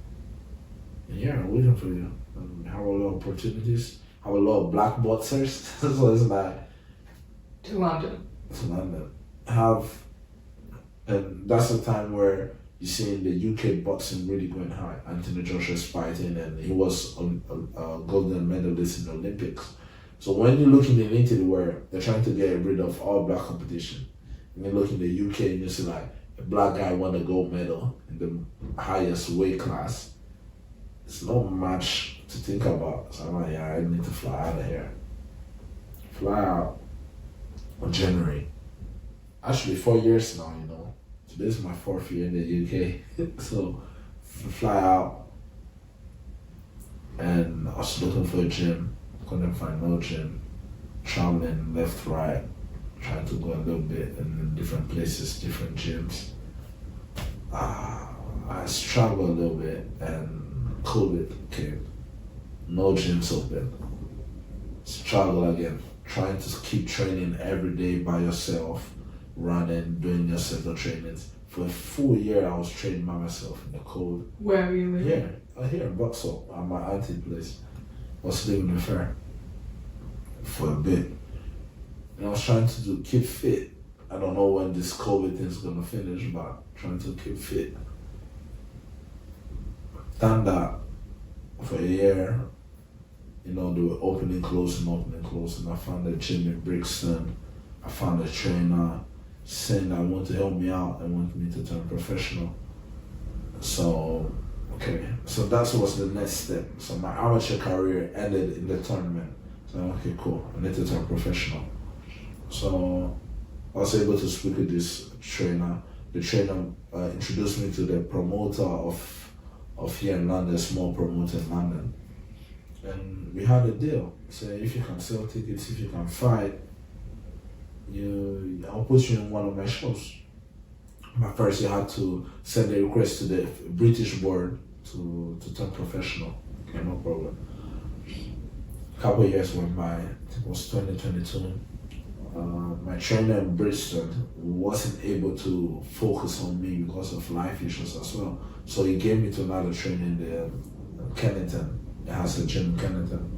And I became this boxer. It was helping me out, helping improving, taking me aspiring, training with him. And yeah, that was it. And I decided to turn professional. So how do you do that? Turn professional. Just take your amateur record and send it to the board. They'll give you a form, you sign the form, you send it back to them. Then you have to do all your medicals. So your medicals include blood tests, eye vision, ears, brain scans, and different kind of medicals, okay? So I've done it. I went to Liverpool and do it because they have a place where they do all the medicals all in one place. Done it. I sent all my medicals on my record to the British board. They accepted the political part of it. We have an interview saying if you're a boxer, how long you've been boxing for, just to make sure that you're okay, yeah, okay, a real boxer. They approved that. I made my medicals. But the doctor basically told me, I told him that I had a cataract surgery. So basically when I came to the UK 2020, my cataract got worse. And I had the lens of my eye go gray and I couldn't see from my left eye. I just see everything blurry. It was gray. You can see in my pictures. I'm just there and you can't see nothing from my left eye. It was tough. It was tough. And I had the surgery 2020, ended 2020. And they took the lens and they replaced the lens and everything was fine. So once I went to do my medicals and I told the doctor I had a surgery, I had a cataract surgery. Okay. I told him actually I had a couple of surgeries in my head and my eye and stuff like that. So okay, cool, calm. But I'm not sure that it's gonna allow you to fight because of the cataract surgery. I'm like, what do you mean? I said, yeah, I'm not sure. The British board is quite funny with these things. Okay, cool. I send a request and the British board told me that they cannot give me the license to be a professional boxer. So I'm like, why? Because I had a cataract surgery. They were asking for more proof that I can box, so I had a cataract surgery. So I went to another doctor always in Liverpool. And the doctor checked me out. I told him what the problem was, and he told me, I cannot state that you can box. I can say that it's up to the board to decide. And I can write what I think is right, that you're okay, your vision is fine, but I cannot decide if you can box or not. So that's up to the board. If you need anything, just contact me. I said, okay, cool, fine. So I sent the request to the board. I sent the letter of the doctor to the board. They consider it and they were like, nah, that's a risk, we don't want that because your eye is weaker. We don't want you to box. So they didn't give me the British license. I was upset. So my Italian coach told me, why don't you come and get your license here in Italy? So you can fight in Italy and in the UK. I'm like, okay, cool. Went down, get my medicals done, got my license, and then finally I was a professional boxer. Fine, nice and easy. I have 2 fights in Italy, won my first 2 fights, and I was meant to have a fight in the UK, my first fight in the UK. So everything was set, everything was ready to go. I sent a request to the board, we sent a request to the board, the promoter had to do that. And I was 2 weeks away from my fight, ready, hype, sold a lot of tickets, ready to do my job. I was so happy that I was going to do my debut in the UK.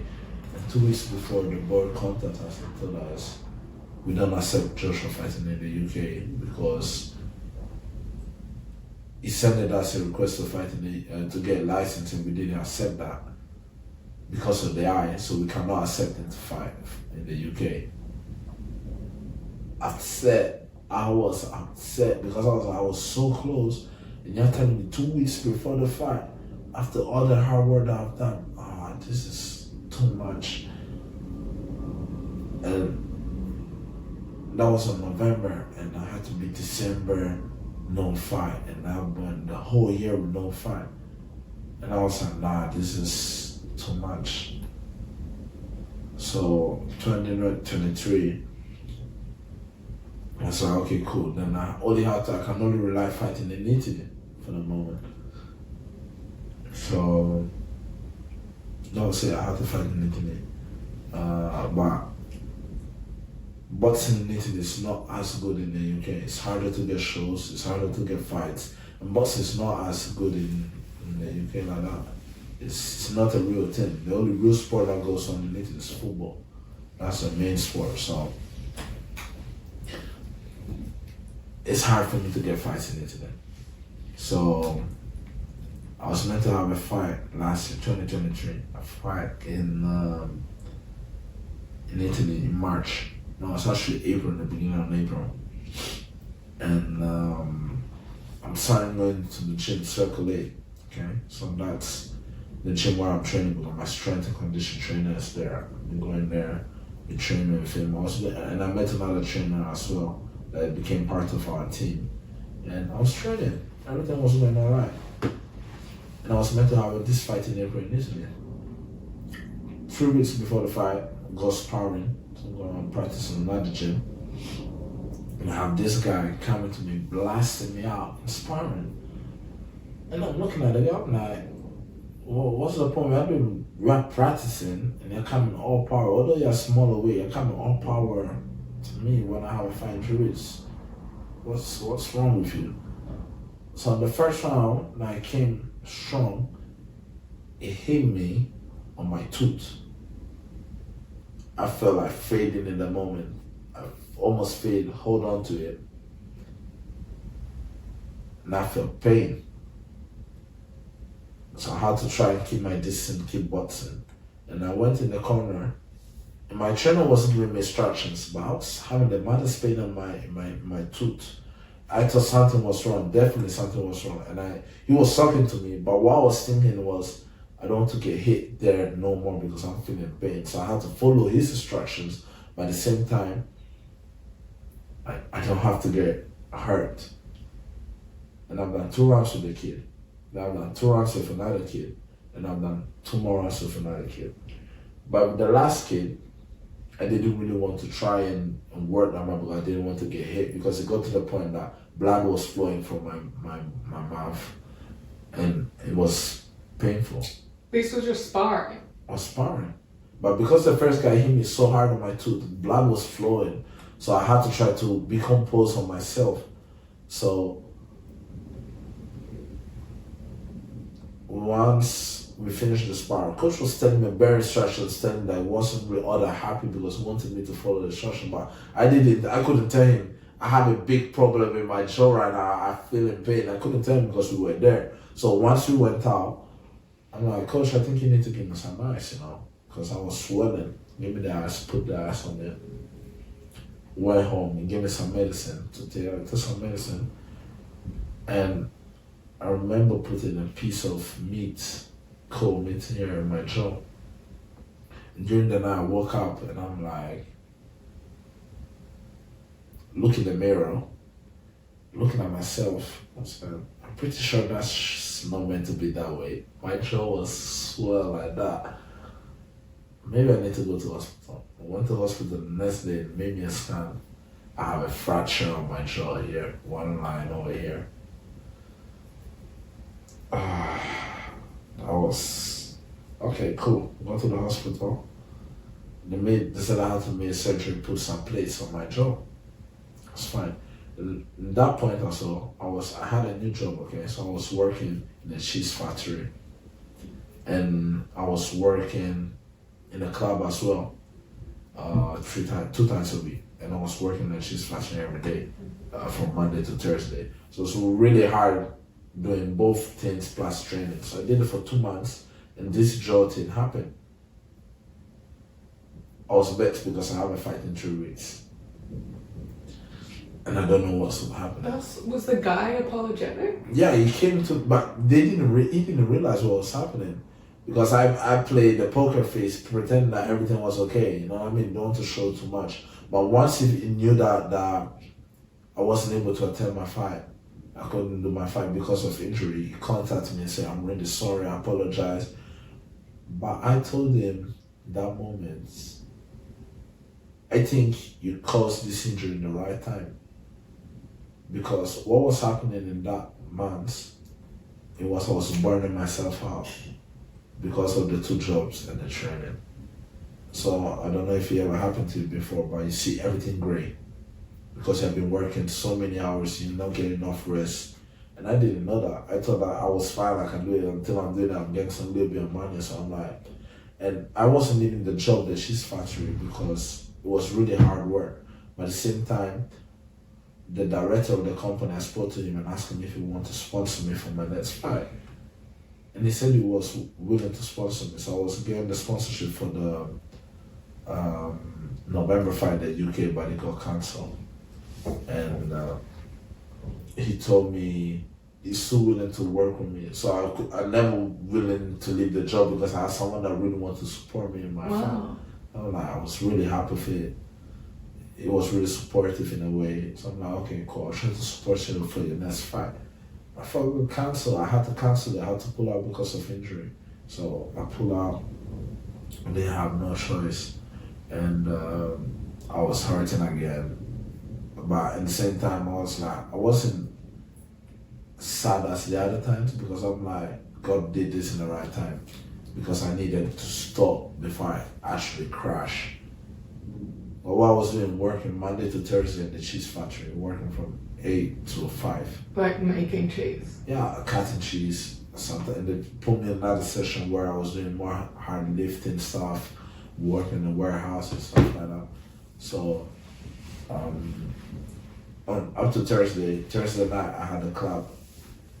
Thursday night, Friday night, Saturday night, Sunday rest, go back and work again. And I mean, all of the week, I'm still trying to put my training in.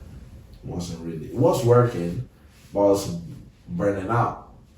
And I didn't realize that. So once I started realizing, I'm like, oh, it's getting a little bit hard. Then I get hurt and I had to stop both jobs. And I took a break. I'm like, wow, I think I actually needed that. I needed to stop because I was really doing too much. And that's when I started thanking God because I'm like, He didn't want me to crash and I was about to crash. I felt that I was crashing. I was doing too much, thinking too much. And my body needed a break. So I took a break from both works. I was sick leave for a couple months. And I get back into training. Then feel getting back into place. Then I have another fight scheduled for July. And I was able to do that fight in Italy. Went to the fight, won the fight, and that was it. After the fight, yeah, that's what I want to do. And that's what I realized, that's my third professional fight, won the fight. And in this moment, I realized that that's what I want for myself. I want to become a professional boxer. And I always tell myself, I'm going to go on TV for the kind of person I am, the kind of personality I have, and the way I box.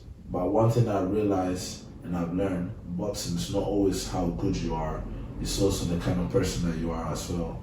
Because you have to be like, it's a business where people have to use you to be the face of something, you know what I mean? And I always thought that I have a good personality, good face, nice face, let's say, to represent the sport as well, you know what I mean? Represent the kind of people as well. And being supportive and with people and stuff like that, that always help. So that's why I decided to do and to be a professional boxer and to achieve it. Only thing was that holding me up was the fact that I cannot fight here in the UK. Because imagine you traveling to a country thinking that that's the place where you're gonna make a change of your life. And that same country telling you, nah, you're not fighting out here. I'm like, what? No way. Then what's the point of me coming here? I have a gym. I have someone to support me because on top of that, Circulate, the gym where I used to train, I asked them if they're willing to sponsor me. So they're sponsoring me now. So I'm officially sponsored by the gym as well. And that's the best thing I can get because they're trying to support me every month. And when I have a fight, they try to support me as well because I'm there. I was there every day, and they saw the kind of person I am, the kind of energy I have, and I never asked anything for really. I was there for like a couple of years now, and they're like, "We like you, so if you really need help, we'll help you out." So I'm sponsored by the gym now, and I'm like the best in there. So now it looks like everything is set. The only thing that was missing is me fighting in the UK. So Circle 8, they actually helped me out to get another opinion by another doctor for my eyes.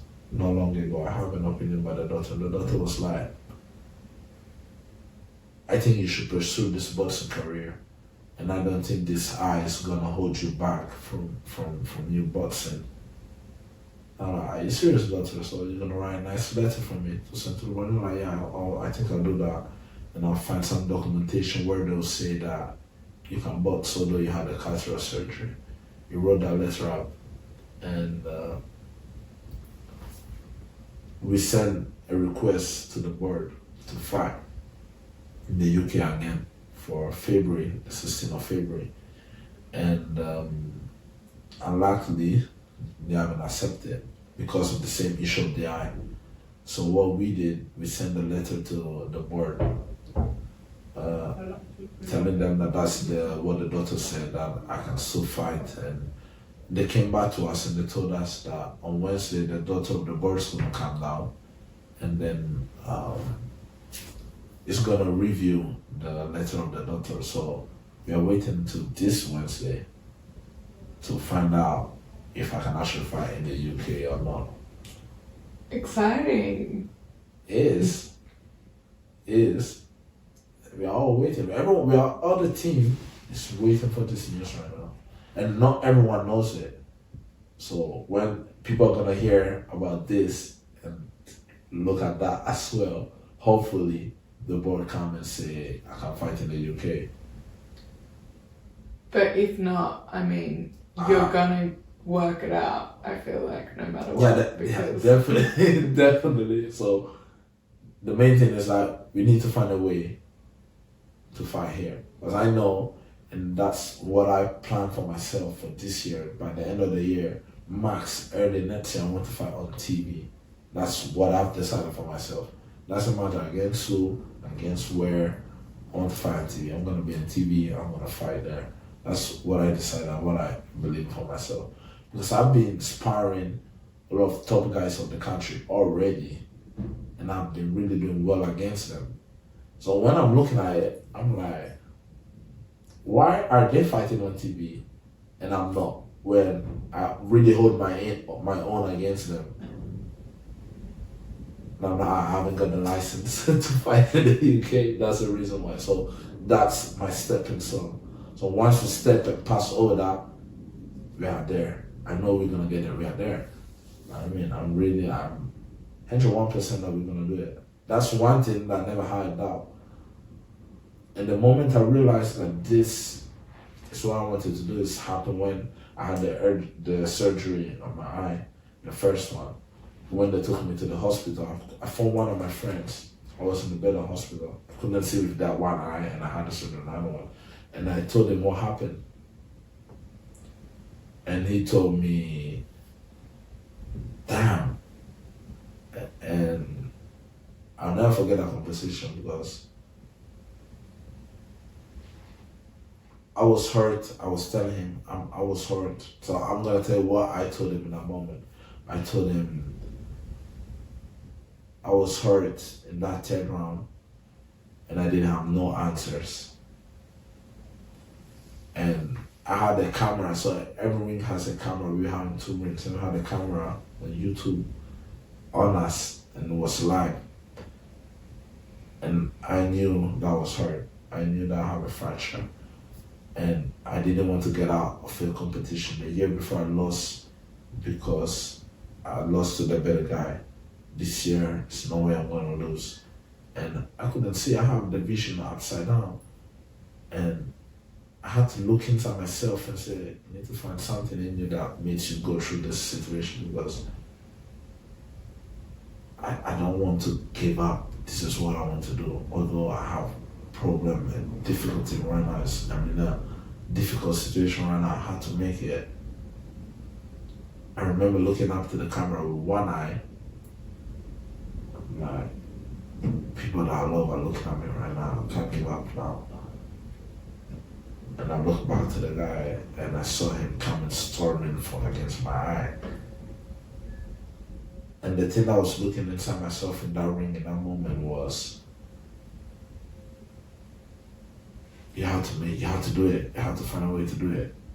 So that I think was the most challenging 3 minutes I have in my life, because I was like, I'm feeling pain, I can't see, and if I open my eyes, I see upside down. The guy's aiming from my eye. This is the most hard moment in my life. And I'm doing it because I want to achieve something in this sport. So when I was in the bed of the hospital, I was thinking, I'll follow this. And I'm thinking out loud, and I'm speaking on the phone with my friend, and he was listening to me. I'm like, about to cry. I was actually crying when I was saying all of it, because I was telling him, I had to find a way, and I did find a way. This is what I want to do for myself, because you have boxers, famous boxers that fight through adversity during the fight. And I had to do it in a smaller competition, a national competition, but compared to the world, there's nothing at this level. It hurts me that I'm not able to compete no more. But I've learned a lot about myself, and that's what I want to do for myself, because I've made it through it. I didn't quit, because that was the moment where I look at the camera, I'm like, should I quit? This hurts. I have a fraction. I feel something is wrong. I can't see. And I never thought about quitting. I was just thinking about, we have to find a way. We have to find a way. We have to find a way. And I was able to find it. I was like, damn, I passed this moment. And I looked so deep inside myself, and I was able to pass it, that this is what I have to do in my life. I was crying on the phone. I believe this is what I want to do. I was crying, emotional. And from that moment, that's the moment I realized that's what I want to do. And fast forward, that's still what I know, that's what I want to do. One of my close friends over here told me, yeah, I really believe that you're gonna keep on going till the last breath of you, because that's what I can see from you, looking at you, because it looks like you don't want to really leave the sport. I had the chance to leave the sport many times. And one thing I always said is, I want to live my life with no regrets. But what happened if I quit today and tomorrow was the day I was gonna make it? I'll probably be upset. And I did tell my mom that I'll keep going till my 30s, then I'll start working and find a real job. But hopefully I can get more money and give her something. I just should be like more, more in peace with herself, thinking I can provide for myself from this world. Because in this moment I cannot do it. So I still have to find and do my jobs, work, because I cannot do it yet.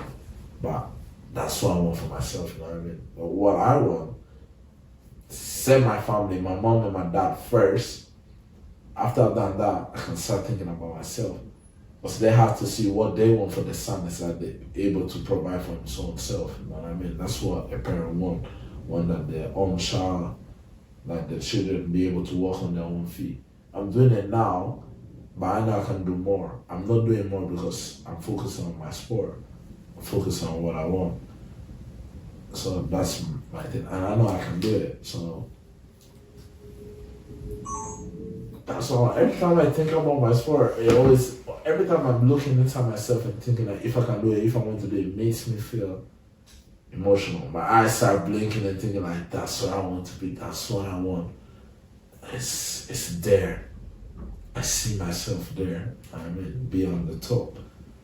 That's what I really want. That's me. I mean, I've been talking too much. Sorry. No time for questions for you. Sorry. We've gone over 2 hours. This Wow. always happens. Okay, but Can I ask you the last quick 3 questions? Yeah.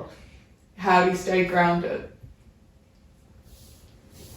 I tell myself it's really hard to stay consistent, okay?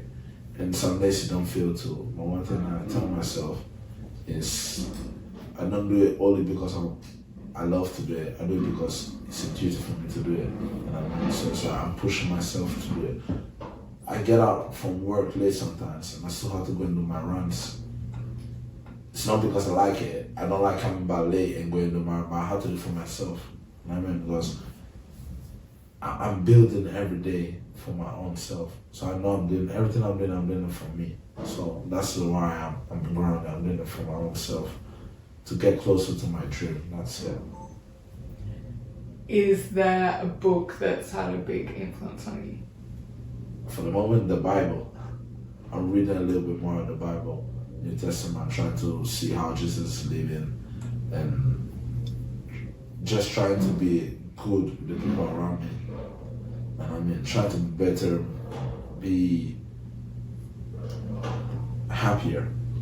I mean, because my mom always told me, people are gonna ask, how come you're so joyful person?